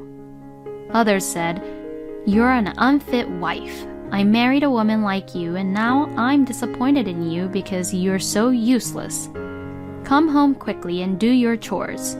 And many other heartful words were said in those messages. Then, noticing that I read all his messages, Kevin called me right away. "Yes?" Hey, stop joking around. Why aren't you coming back home? "I am sick and tired of being pushed around by you two." Shut the hell up. You better stop being so selfish and just come back home. I've taken a dull woman like you into our family as my wife, so you should at least take care of the house, you piece of crap. How could he say such a terrible thing? Well then, a dull woman like me will divorce a lousy, morally dishonest mama's boy like you then. Huh? It means I'm divorcing you. Huh? Divorce? What the hell are you saying? I'm being serious. I've already lawyered up, so I'll fight you until the end. You hired a lawyer? Are you out of your mind? I'll call a lawyer or whatever it takes to get away from you. Anyways, divorce is a must. And I'll take whatever I can get. I said that and hung up the phone on him. I think Kevin was saying something to me back, but I couldn't care less what he was saying. I then officially demanded a divorce from my husband through my lawyer. I also demanded alimony due to Kevin and Alice's moral harassment, as I had recorded many of the terrible things that were said by Kevin and Alice to me up to this point. Kevin protested, but he could not get away with it because I had proof. And as for Alice, in addition to the alimony, she was sued by John for defamation on having made a bad impression of John to other people by spreading lies about him. So, in addition to the alimony for the affair, Alice had to pay the alimony for the defamation as well. According to what I heard, it seems that Kevin actually knew that Alice and John was in the middle of divorce settlement, and that the reason he took that horrible bossy attitude towards me was because he wanted to ensure that I would actually obey him and listen to Alice. Since Kevin was a mama's boy, he was thinking of sacrificing me in order to help Alice. That's why he didn't let me quit my job and even made me do all the housework. He was also planning to use the savings from our shared account to pay for Alice's alimony. I'm so glad I divorced Kevin before he could do that. By the way, about Kevin and Alice after that, both of them owed alimony and had to live in extreme poverty. And Alice has done very little house chores up until now, so apparently Kevin is working 2 jobs to earn money for living expenses and alimony for the 2 of them, while also doing all the house chores. I'm so exhausted. Please, help me. I received a message like this from Kevin, but I ignored it and gently blocked him. Meanwhile, I am living modestly and saving money by renting an apartment. Recently, I have saved up quite a bit of money, and I am thinking of trying for investment to further increase my assets. Thank you for watching until the end. Please subscribe to our channel. We hope to see you in our next video. My husband was cheating on me while I was taking care of his mother, so I divorced him, and It all happened just as I was frying up those chicken wings to make fried chicken wings for our dinner. Tyler, honey, can you hand me the tongs from there? Sadie, I need to talk to you about something. Oh, what is it, honey? I'm almost done frying up these chicken wings. Let's get a divorce. Huh? What do you mean? A child. I have a child now. Excuse me?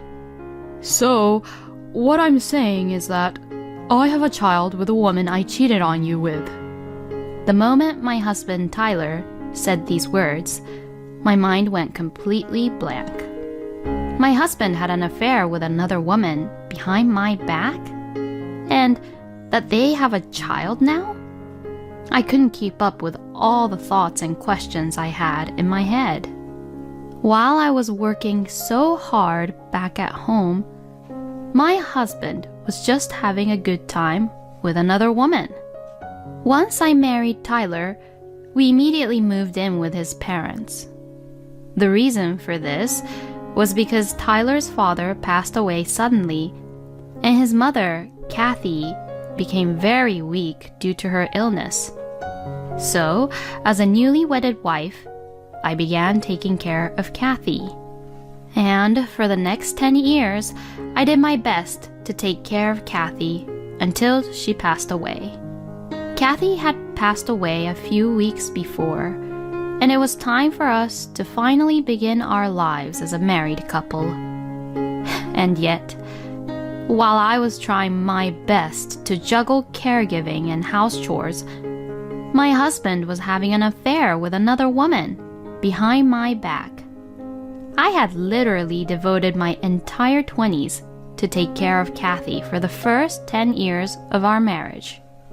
And yet, during that time, my husband had been doing whatever he wanted to do.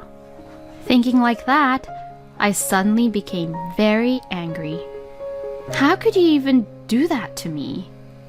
Do you even know how much I have devoted myself and done for this house?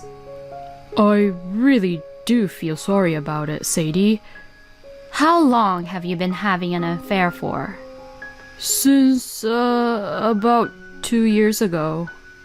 Hearing this, I was just so speechless. 2 years ago was when Kathy was at her worst. Because of her illness, she couldn't really eat much. She kept on getting fevers, and days continued where I had to stay by her side until midnight. At that time, I had to be there for her every single day, so I was very much sleep deprived for a couple of weeks. I asked Tyler about the reason why he had cheated on me. And to this, my husband said that it was because since I was too busy taking care of Kathy, he missed me so much, and he ended up having an affair with another woman. I was just too speechless that I didn't know what to say to Tyler. For whom and for what reason did he think I worked so hard to take care of the house and his mother? It was all for the sake of my beloved husband. But all those intimate feelings and love that I had for Tyler were suddenly gone the moment I found out about his affair.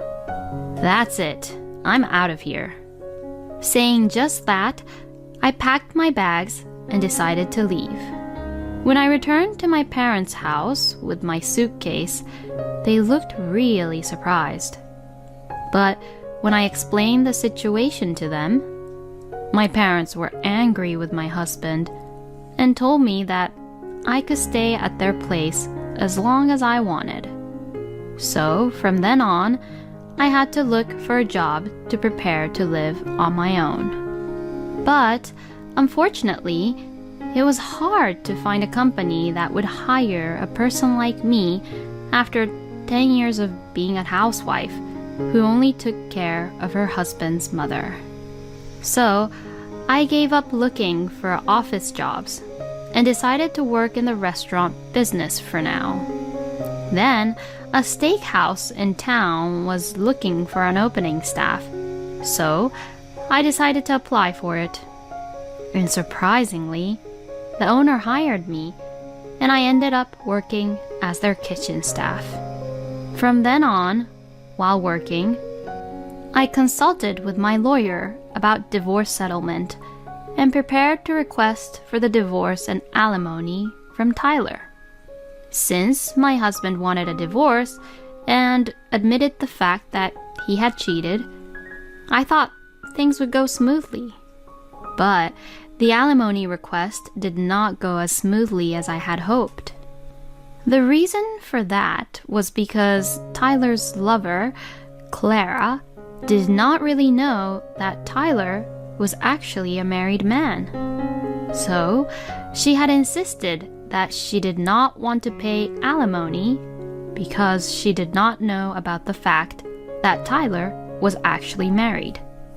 When I heard the story through my lawyer, I was just fed up. Even though Clara didn't know about it, it still won't change the fact that they were both being unfaithful. So, it was only natural that they should be punished about it. I had also demanded Tyler's parents' inheritance, but Tyler argued about it. The reason why I demanded for their inheritance was because I was told by my lawyer that if I had cared for them for 10 years, I had the right to claim for the inheritance. But my ex-husband is not satisfied with that and has clearly stated that he will not give me the inheritance. So, for these reasons, for about a few months, I have been communicating with Tyler and Clara through my lawyer. Since it was through my lawyer, all the messages were sugar-coated, but it seems that both Tyler and Clara had a lot of bad things to say about me, and they said that I was very greedy with money and so on and so forth. But, I mean, I spent all my entire 20s to take care of Kathy. So, I deserved to get paid for it, of course. I couldn't really care less of what Tyler and Clara had to say about me. I got very impatient of what was happening, so I decided to confront Tyler and Clara directly. The four of us, including my lawyer, decided to discuss about the issue.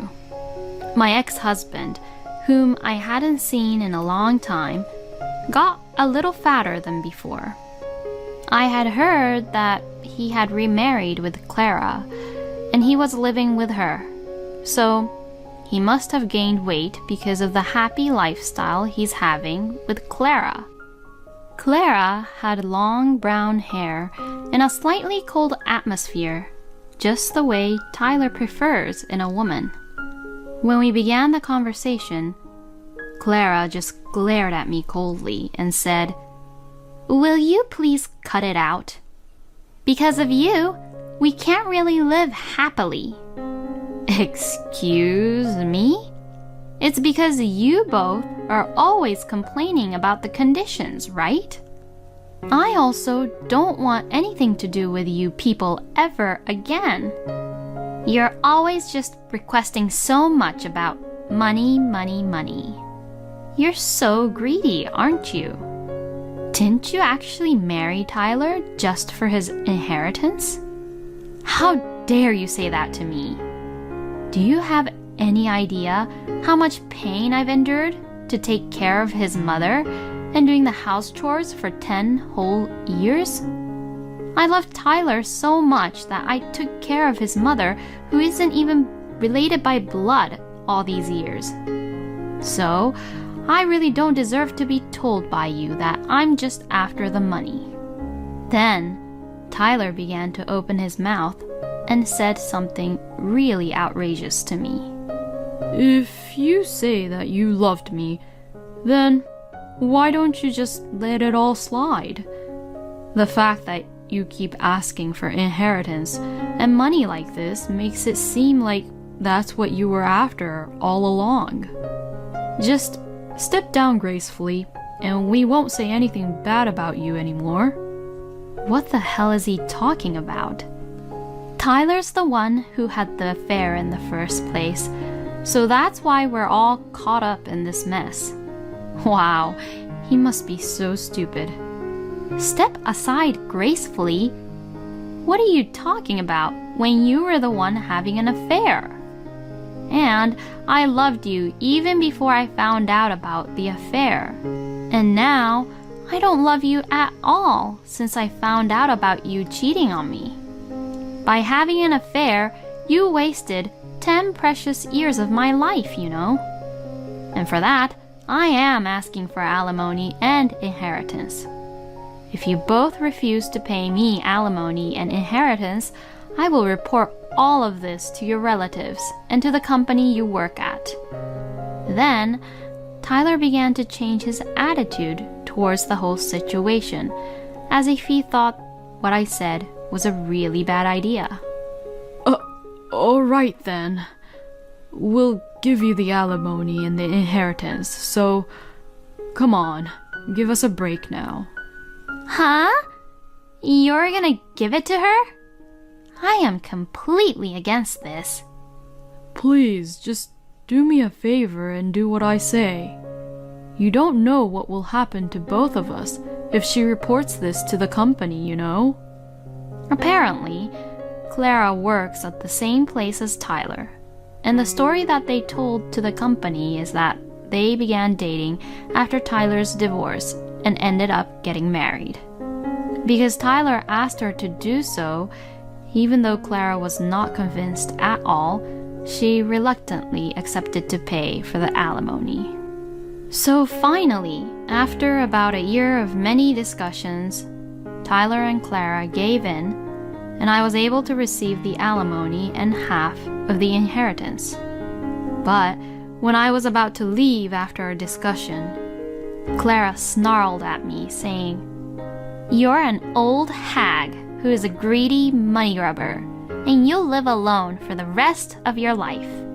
I got so angry that I wanted to hit her, but my lawyer stopped me.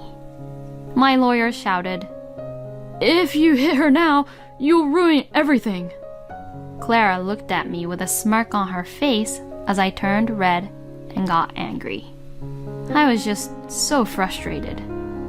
I felt like she got to me at the very last moment. A week or so later, I received my alimony and inheritance, but I still didn't feel that good about it as I was still frustrated about what Clara had said to me. The words Clara said to me are now stuck in my head, and I couldn't get them out even if I wanted it to. I want to forget them, but I can't, and as I remember them over and over again, I just get so annoyed and frustrated about it. But I know that I will never see them again, and even if I went to see them now, they would be too cautious to do anything to me. Of course, I have decided to report the whole story about them to their company, but I wasn't just satisfied enough by that. I kept thinking that I wanted to do something to get back at them. Then, I had an idea. And so, I planned it and proceeded to it right away.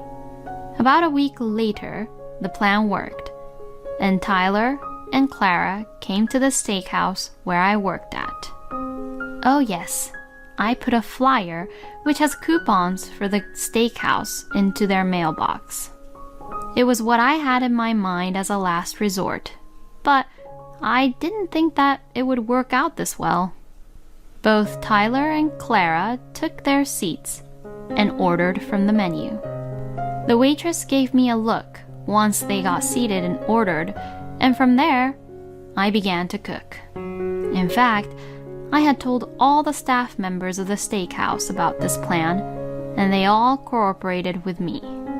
Even the owner also said, "If you're going to do it, let's do it to the end.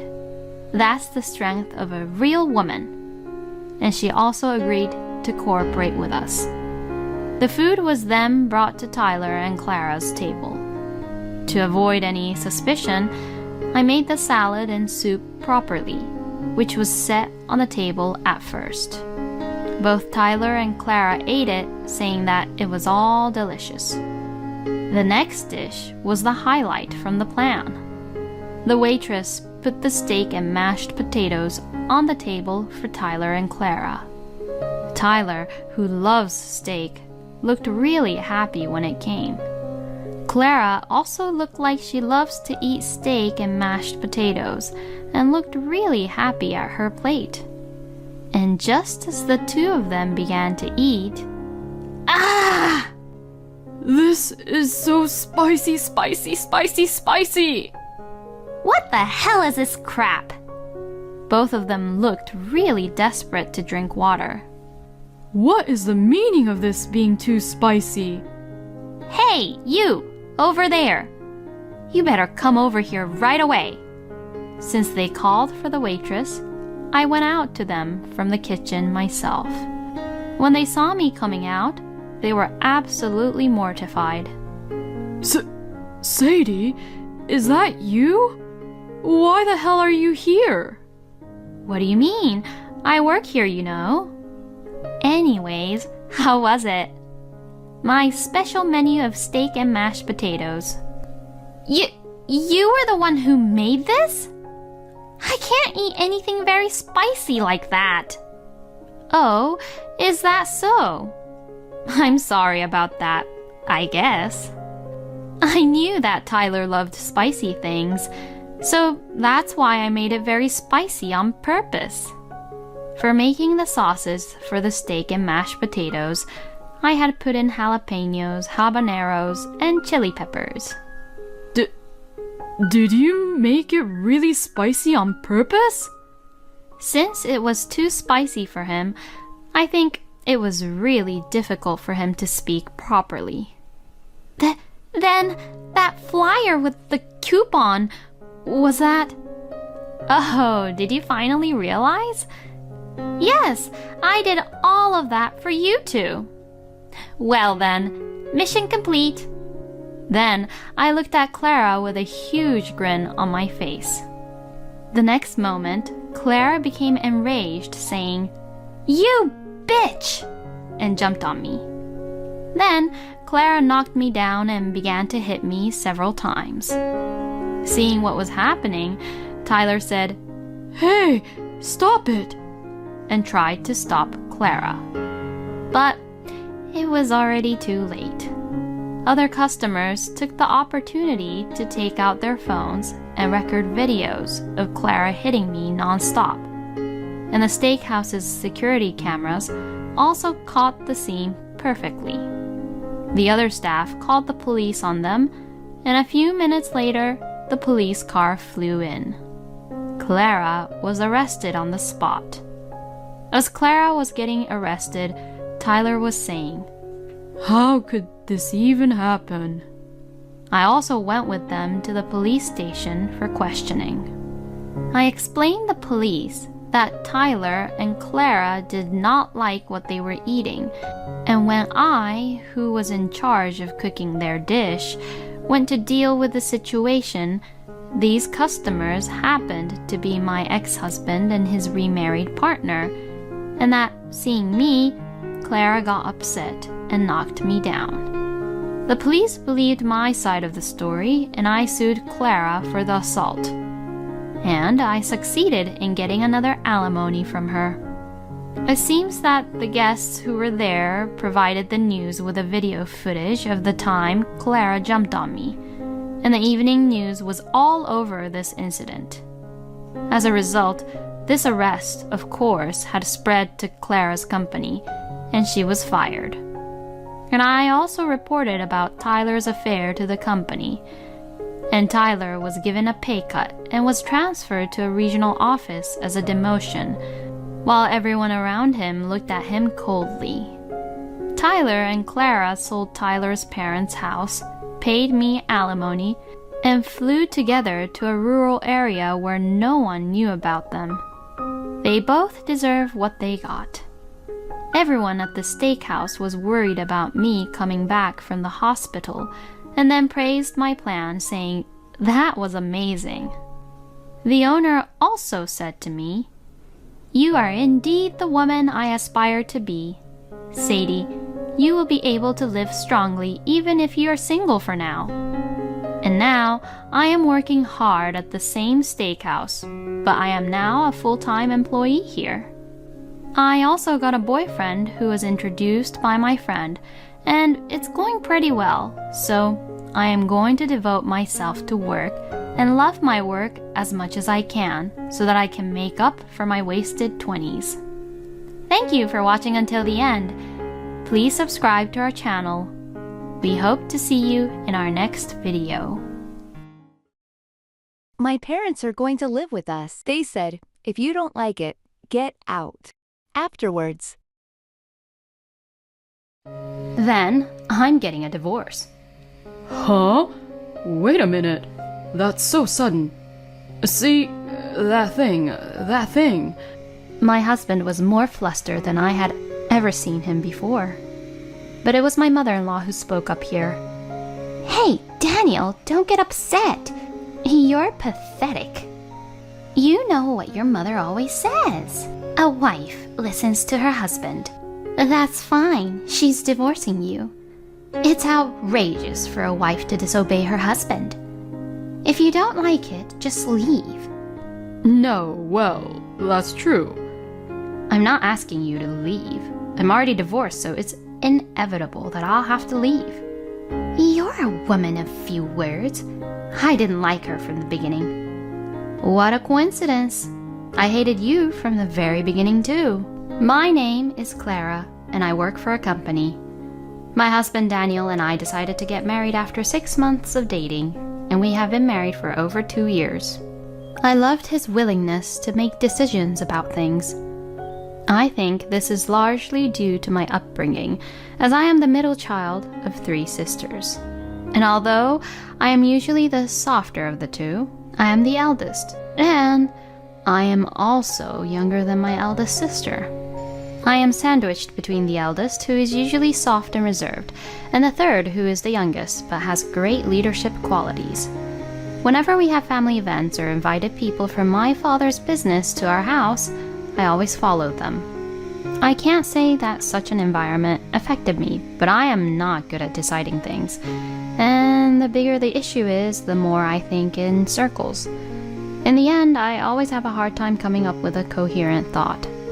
When I was living at home, I was able to live comfortably as long as I kept up with them. I think that's why I was able to rely on my husband's proactive approach to making decisions. However, I am more particular about things than most people. I am proud of this. I wonder if it is because we 3 sisters are close in age. When I was little, I was often scolded by my father for being jointly and severally responsible for my sister's actions, perhaps because of my father's personality. The older and younger sisters were quick to apologize to my father. I would never apologize if I didn't agree with him. I was made to sit on my knees as a punishment, and even after an hour or 2 had passed, I never apologized. My eldest sister got worried. Just say you're sorry and everything will be okay. She would say that in front of our father, and he continued to get even angrier at me. I caused a lot of trouble to my eldest and youngest sisters because of my persistence. Now it is one of our family's funny stories, but to put it simply, I would like to say, I leave it to others to make decisions, but I agree with myself. I am the kind of person who leaves decisions to others, but stubbornly refuses to agree to anything I don't agree with. My husband is a very special person who fell in love with me and asked me to marry him. Since my husband and I got married, our life has been peaceful. My husband, who knows all about my particularities, never steps into my points of view. I like this life very much. Then my husband suggested that we buy a home. Hey, we have been married for 2 years already. Why don't we consider buying your own home soon? Oh, that sounds great. I know it's a long way off, but I want our kids to have a great time growing up. Besides, Clara, you got a lot of problems with renting, don't you? Oh, yeah, I guess so. We've been living in a rented apartment since we got married, and I was concerned about the noise. If I slept in my bedroom, I would wake up at 5 a.m. to the sound of the TV set of the people living below me. On weekends, the residents next door sing loudly with guitars in their hands. My house was a corner room on the top floor of a 6-story apartment building. From the walkway in front of our front door, we could see the beautiful Diamond Head in the distance if it was a clear day. Some residents go out of their way to see it. They are sitting in front of our front door, talking with their phones in their hands and saying Diamond Head is so beautiful here. Some residents don't leave the spot for a long time. The guitar is at a noise level that my husband can hear. My husband can't hear the sounds of the resident below. So I am aware that my ears are too sensitive, but I was somewhat stressed about waking up at 5 a.m. every morning. Plus, I was very concerned about the sound I was making. I even wore fuzzy slippers to try to reduce the noise as much as possible. I tried to reduce the noise as much as possible by wearing fuzzy slippers, but my husband was walking with a thump with his bare feet. I was so stressed that I didn't want to bother people. Anyway, my head is working to avoid bothering other people. That's why I was so happy when my husband said, let's buy our own home. I was really happy that he took my personality into consideration, not to mention our children. My husband was determined to buy a custom-built home and was determined to start from the land. I agreed with him, and we spent our holidays looking for lands. We found the land within 3 months, and when it came to sign the contract, I'm thinking $2 million for the land as a deposit and $3 million for the house. Is that okay? Okay, but how much do I have to pay? You don't have to pay, Clara. I'll pay from my savings. Aha, I see. I'll pay the mortgage, so I want Clara to pay for living expenses. Okay, let's do that. The roles of each of us were decided fairly easily. Then the search for a home builder began, and I, who was not particularly about a home builder, followed my husband's decision. However, when we finally signed the contract with the home builder and proceeded to the layout arrangement, my in-laws showed interest in it. Wait, you've already discussed the floor plan, right? Let me see it. Oh yeah. That day, as soon as they came to our house, they were all over the floor plan. Oh, this kitchen is no good. What? Is it? Yeah. What do you call the separate kitchen table? Irish kitchen, is it? Is it an island-style kitchen? Well, it doesn't matter what it's called either way, but not this one. The kitchen is in full view of the others. Make it an L shape. I don't care what you call it, but I do, don't you? Why does my mother-in-law get to decide? My husband preferred that style kitchen, so there's nothing wrong with that. Me and Daniel prefer an island-style kitchen, so there's no problem. Then my mother-in-law glares at me, and then my husband, who rushes to intervene. Oh, well, it's still in the proposal stage, not a decision. Why don't we just talk about it some other time? My husband's statement misses the point entirely. Instead, why can't he just say, It's me and Clara's house, so it's none of your business, Mother. After that, my mother-in-law kept saying that we should take more different styled room layouts, and the house should be barrier-free, and so on. She put words in my mouth as if she herself was a resident here. I remember my father-in-law also said that we should build a porch. I don't think so, but I think I should hit the nail on the head here. Hey, the new house is where Daniel and I are going to live, right? I posed the question to my husband after my in-laws got home. Yes, that's right. Only me, you, and the kids will live there, right? Why? Why? Because I'm not going to live with your parents. Is that for life? Yeah. You don't have to say it so clearly. If you don't make these things clear, you'll get into trouble later on. Besides, we talked about this when we started looking for a place, right? I told you that I would not live with my parents and I would not live with your parents. You agreed to that, didn't you? Well, yes, but what about a lifetime? Even Clara's parents will have to take care of our child in the future. They won't come. They are even looking for a home for the elderly, saying that children have their own life. And they already have a cemetery. Isn't that a little bit too cold? Cold? What do you mean? No, that means you won't take care of your parents at all, right? No, I will. Oh, I don't understand.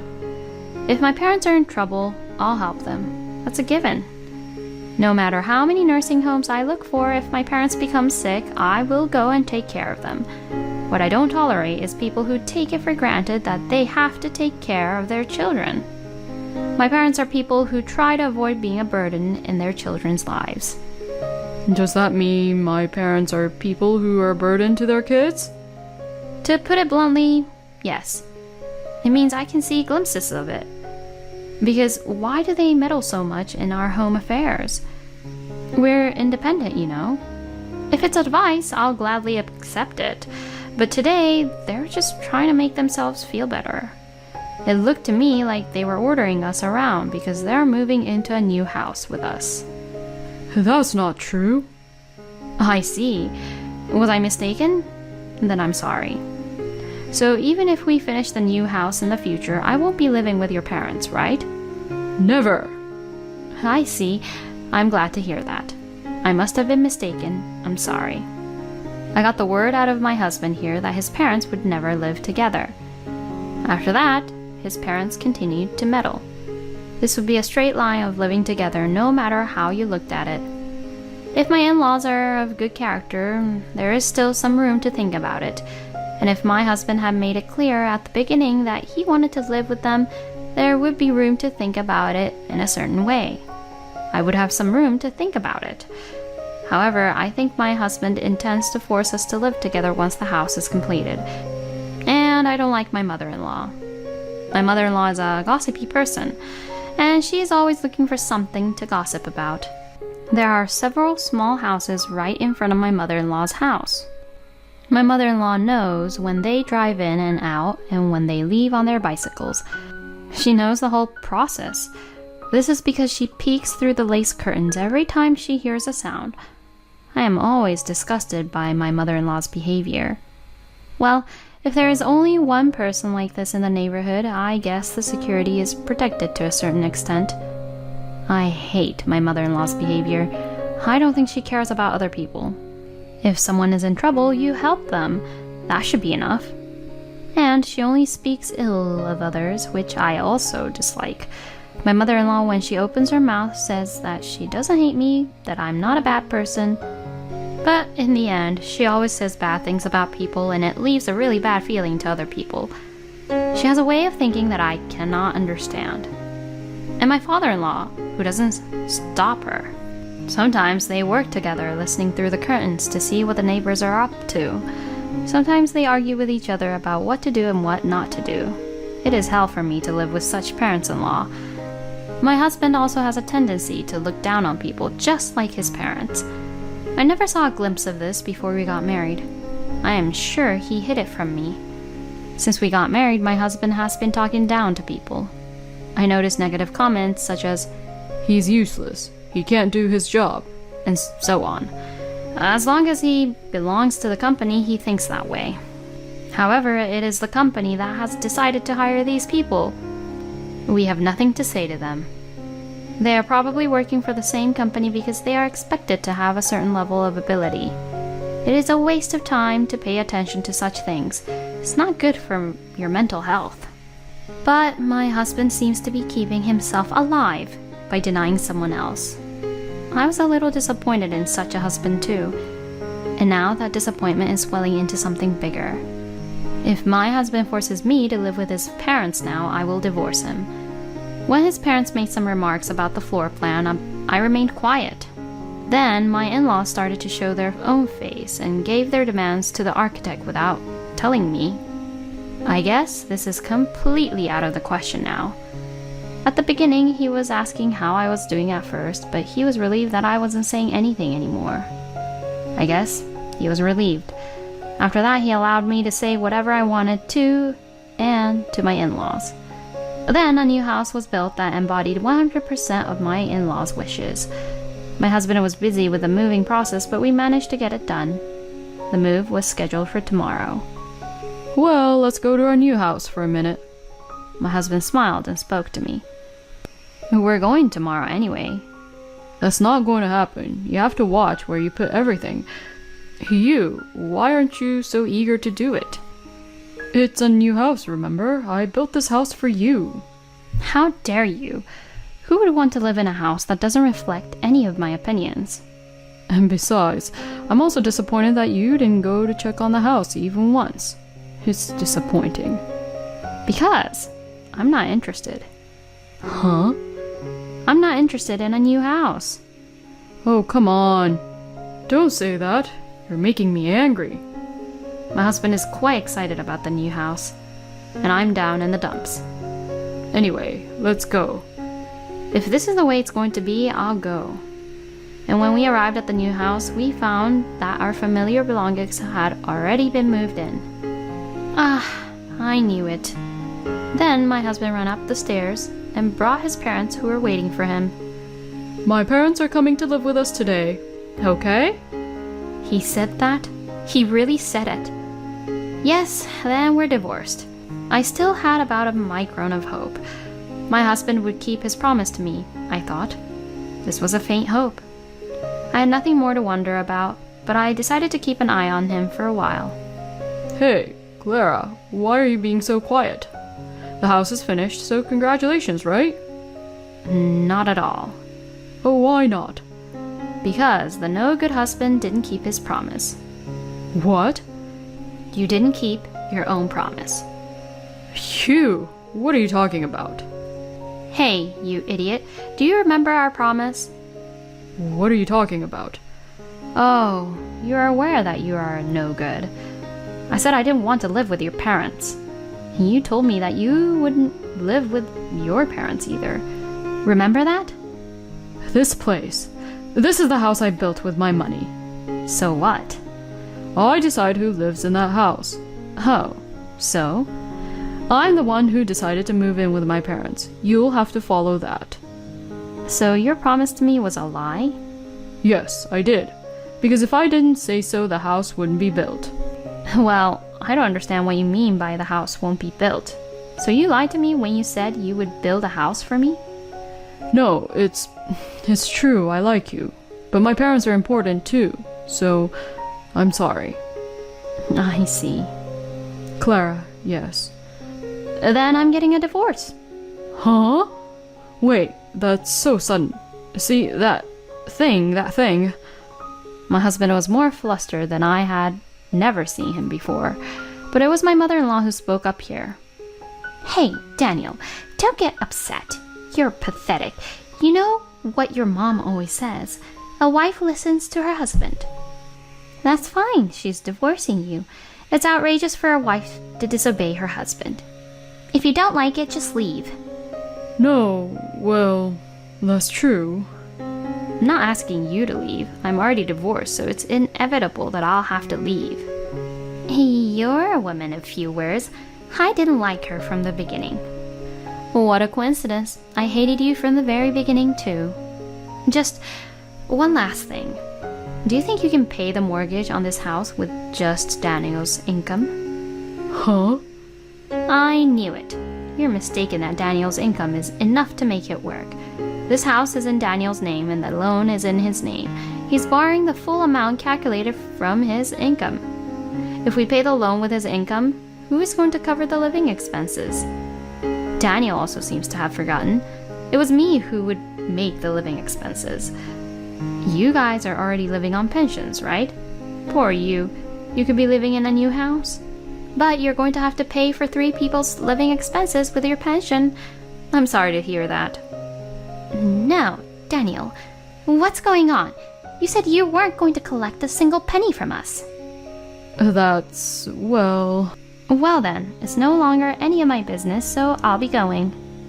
I left the place gallantly. The next day's move was actually already arranged so that only my belongings would be sent to my parents' house. I didn't want to give up hope about my husband until the very end, but given the reality of the situation, I think this was the right decision. After that, my husband and in-laws must have understood the reality of life not standing still in front of them. They came close to me afterwards, but their idea was to live together. There was no way I would accept that. But that is not the important thing. It was that they neglected me in favor of their own ideals. Besides, my personality is such that what I decide is unwavering, no matter what anyone says. In the end, the divorce took 6 months, but we managed to finalize it. After that, the newly built property seemed to have been given away, and less than 2 years after its completion, it was listed as an auction property. It seems they couldn't pay the loan after all. It's only natural, isn't it? Because I was calculating the money with 2 horsepower. I work for a real estate company, so it is one of my daily routines to check auction properties every step of the way. It was a relief to see that house come up for sale. I feel like my divorce is finally settled. I am currently building my own home. I'm single and building my own home, which smells like I'm going to be single for the rest of my life, but I'm fine with that. I am very particular. I'm sure that marriage will not work out for me. I will continue to enjoy being single.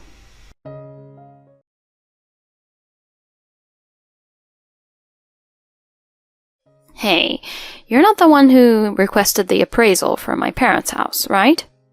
I asked in horror, and my husband looked at me with a scowl and said, Yes, but what? Why? Why are you trying to sell my parents' house without permission? Because we're a couple. Your parents' house is also my parents' house, isn't it? He uttered such incomprehensible words with an indifferent tone, showing an attitude that seemed to blame me instead. In the end, If you don't like it, leave. With those dismissive words, he cast me away. I decided to divorce my husband and leave home. My name is Lizzie, and I'm 29 years old. After graduating from college, I worked in a pharmacy as a pharmacist. A few years ago, I finally found my husband Ronald, who is 3 years older. Not only is he kind and funny, but he's got a nice side to him that cares about me and the people I care about. However, there was a challenging journey to reach this point. He's always had a gambling habit, and we've had a few fights because of it. He spends most of his salary on gambling, and when he runs out of money, he goes into debt. If he was winning, fine, but when he was losing, he was on edge the whole time. I can't marry such a gambler no matter how much I love him. When I hesitated to marry him, he looked at me seriously and said, I will stop gambling. I will pay back all my debts. That's why I want you to marry me.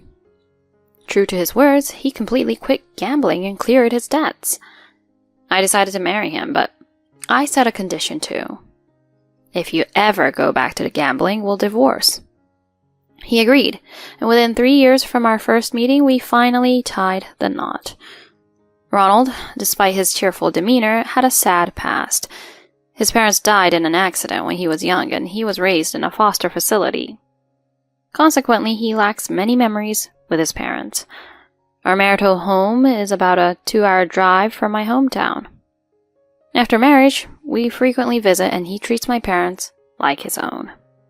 Thank you for always treating me so well, like a real son. I'm truly grateful for that. It feels like I've gained parents of my own. Speaking warmly to my parents, my husband continued smiling. Seeing him so happy, I felt a warmth inside. A few years after our marriage, on a certain day... What? Dad? No way! A sudden call from my mother revealed the shocking news of my father's sudden death that morning. He collapsed this morning, unconscious. It's too late. Oh no! I quickly went to my parents' house with my husband, worried about my crying mother over the phone. What I saw was my father's lifeless figure with a pale face. Why? Hey, wake up, please. Frantically shaking my father's shoulders, my mother continued to call out. Witnessing her desperate efforts, I felt an indescribable emotion. After the funeral, let's all move in together with me here. I proposed this to my mother, but she never nodded in agreement. It's a house full of memories with him, so I'll continue to live here. And your older sister is here too.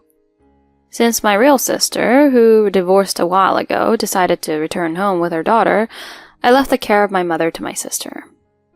A few months later, I received unexpected news from my sister. Mom has passed away. According to my sister, after my father's death, my mother's health rapidly deteriorated. She hardly ate, secluded herself in her room, and when we tried to take her to the hospital, it was too late. Following my father, my mother. If only I could have helped her sooner. I couldn't shake off the regret. Why didn't I call or visit more? Was it just because I thought my sister could handle it? But my mother was far from okay. The grief over my parents' deaths wasn't mine alone. Upon learning of my mother's passing, my husband shed tears right in front of me. On the day my father passed away, he comforted me as I wept. He was crying like such a helpless child. When I saw that, I realized that he truly cared about my parents. Although my mother's funeral is over and things have settled down, my sister and I were left with various formalities. The biggest problem is my parents' house. I couldn't bear the thought of parting with the house my parents cherished. After discussions, it was decided that my sister would live in the family home with her daughter. 2 months later, I received an unusual call from my sister. Hello, Haley. Oh, Lizzie. I'm sorry, it's sudden. Her voice sounded somewhat somber, noticeably different from usual. What's wrong? It's rare for you to call. Actually, a real estate agent came to the house earlier. Huh? A real estate agent? I don't really understand, but did you do something, Lizzie? Me? No, I haven't done anything. I see. Her voice was pondering, and she muttered, That's strange. Apparently, she thought I had called the real estate agent for our family home. First of all, why did the real estate agent come? I asked my sister the most crucial question. Well, they said, we've come to appraise the house. Appraise? Appraise means determining the value of the house, right? My sister had no intention of selling the family home, so why?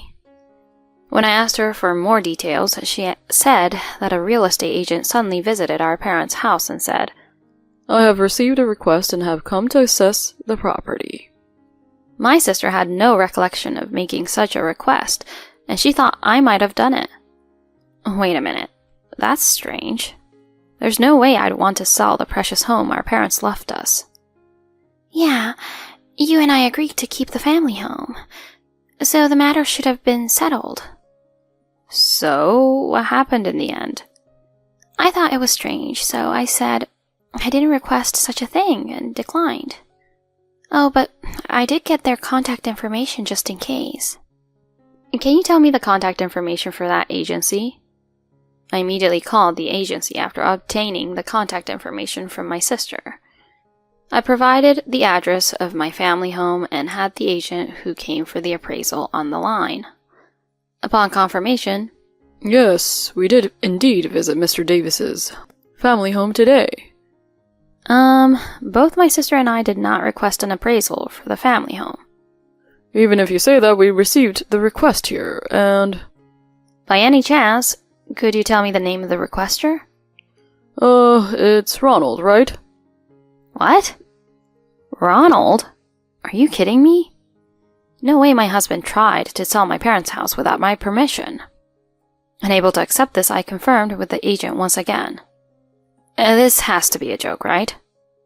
No, we did receive a request here. So, let me get this straight. He said he wanted to know the value because he's planning to sell the house soon. Faced with this unexpected situation, I managed to decline the appraisal. I instantly went to my husband. Hey, can we talk for a moment? Huh? What's up?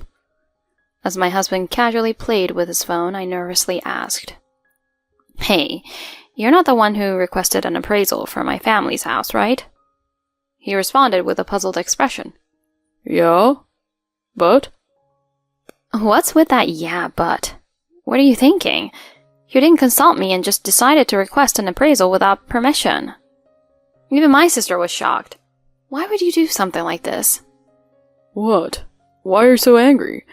I mean, there's nothing wrong with an appraisal, is there? It's not about whether it's a problem or not. Why would you do something on your own without permission? My sister is living in our family home and there's no intention to sell it. When I raised my voice, my husband sighed in annoyance. I don't know why you're so angry. But don't make a fuss about just an appraisal. I haven't sold it yet. It's not about that issue. Why would you try to sell my family's home without consulting me? Well, we're married, so your family home from before is mine too, right? Huh? I get that we're married, but even so, is it normal to just go ahead and try to sell my family's home like that? Suppressing my anger, I pressed my husband for further explanation. Enough already. It's true that we're married, but trying to sell the precious home left by my mom and dad without any consideration? It just doesn't make sense. In response to my outburst, my husband says, But you see, it's a waste for your sister and her 2 kids to live in such a spacious house, right? What are you talking about? Since she's a single mom, wouldn't it be better for her to live in an apartment? Selling that house would give us financial stability. His words leave me dumbfounded, struggling to comprehend the situation. Observing my stunned reaction, my husband adds, Anyway, your parents are no longer here. Listen to me, your husband, and everything will be fine. The kindness he had at the beginning of our marriage is nowhere to be found. It was as if he thought that all that mattered was what he thought was right. But that kind of rhetoric is unacceptable. Are you kidding me? Trying to sell the things my parents cherished? It's outrageous. I shouted at him, and he retorted. Is your childhood home more important to you than me, Lizzie? What? If your childhood home is so crucial, then you don't belong here anymore.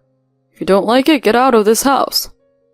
With heavy footsteps, he returned to his room. In that moment, an indescribable anger surged within me. Unbelievable. To tell me to leave, of all things? Simultaneously, one thing crossed my mind. The reason why my husband suddenly wanted to sell the family home. Why all of a sudden? We shouldn't be struggling with our lives or anything. No need to ponder. Knowing his past, I could easily imagine the reason. Gambling. He needs money for gambling. There's no other reason why Ronald would suddenly sell the family home. Despite repeatedly promising to quit, he's secretly selling our precious family home for gambling funds. My patience has reached its limit this time. If that's how it's going to be, then I'll do as I please. From the beginning of our marriage, I made it clear that if he ever got involved in gambling again, it would lead to divorce. While he was asleep, I packed my things and left the divorce agreement on the table. I headed to the family home where my sister and her child live.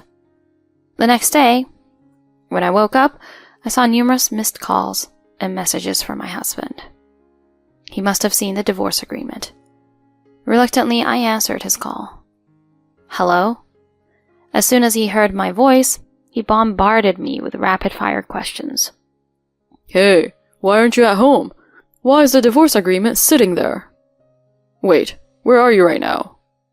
You told me to get out if you don't like it, remember? Well, that might be true, but... Ronald, you said it, didn't you? Lizzie, just do what I say. So I left as you told me to, right? Despite his confusion, he reluctantly responded to my statement. Well, I did tell you to get out, but I didn't mean it to lead to divorce. Let's just talk it out for now. Talk it out? Well then, let me hear it. Why on earth did you get the idea to sell the family home? Well, you see... Answer me properly. Ugh. After persistently pressing him with questions, my intuition was spot on. My husband was once again involved in gambling without my knowledge, and not just the same kind as before. This time, He had ventured into stocks and forex. Each time he incurred losses, he took on debts, covering our living expenses to keep it hidden from me. It turned out he was burdened with debts close to $70,000. What? $70,000? Are you kidding me? Sorry, I borrowed once and it became a habit. I couldn't tell you to keep it a secret. Still, that doesn't justify selling someone's family home. Unbelievable. You're finished as a person. It's not like that, Lizzie. I didn't mean any harm. All this time, I've been saving for our future. He used to boast proudly. I thought he had quit gambling and was working seriously for our future. Yet, behind my back, he was giving me borrowed money as salary. Of course, I'm an irredeemable fool for not noticing it before. Still, I loved my husband, and that's why I've stayed married until now, believing in his word. Lizzie, please, come back to me. I poured out my emotions to my pleading husband as much as I could. I believed in your words. I'll quit gambling. All this time. I've believed in it for so long. Yet nothing has changed from before we got married. I can't take it anymore. I've reached my limit. I can't consider you as family anymore. Let's divorce and never show up in front of me again. I hung up the phone, swallowing my bitter feelings and expressing everything I wanted to say. After that, he called back several times, but I didn't respond. Later on, I hired a lawyer, and with my strong determination, the divorce was finalized. Since my ex-husband was entirely at fault, the divorce was smoothly accepted, and I could even claim alimony. Of course, it's impossible for him to get my parents' house. All that remained for my ex-husband was the $70,000 debt accumulated from gambling. Even after the divorce was finalized, he tried every possible means to get me to get back together with him. Like a stalker. I messed up. I won't do anything selfish like that anymore. I'll really quit gambling. Please, forgive me. Without you, Lizzie, I'll truly be all alone. Even if he says such things now, my heart remains unmoved. On the contrary, it even makes me nauseous. After that, I changed my phone number and email address. I also blocked incoming calls from my ex-husband. I consulted with the police and obtained a restraining order, completely cutting off any ties with my ex-husband. My ex-husband continues to live a difficult life, burdened with debts. His income from work alone is insufficient to keep up with repayments. He has fallen into a negative spiral of borrowing from various sources to pay off existing debts. Repayment seems impossible at this rate, and bankruptcy might be inevitable. Curing a gambling addiction at its core is challenging. I now believe that the divorce was the right decision. On the other hand, I am enjoying peaceful days with my sister and niece, the three of us together, in that beloved family home left by my parents. Marriage to my ex-husband might have been a mistake, but ultimately I managed to protect the house my father and mother left behind. And this is how I was able to get back to my peaceful life with my sister and my sweet niece. For the sake of my parents who raised me with care, I won't dwell on the past. From now on, I will live my life looking only forward.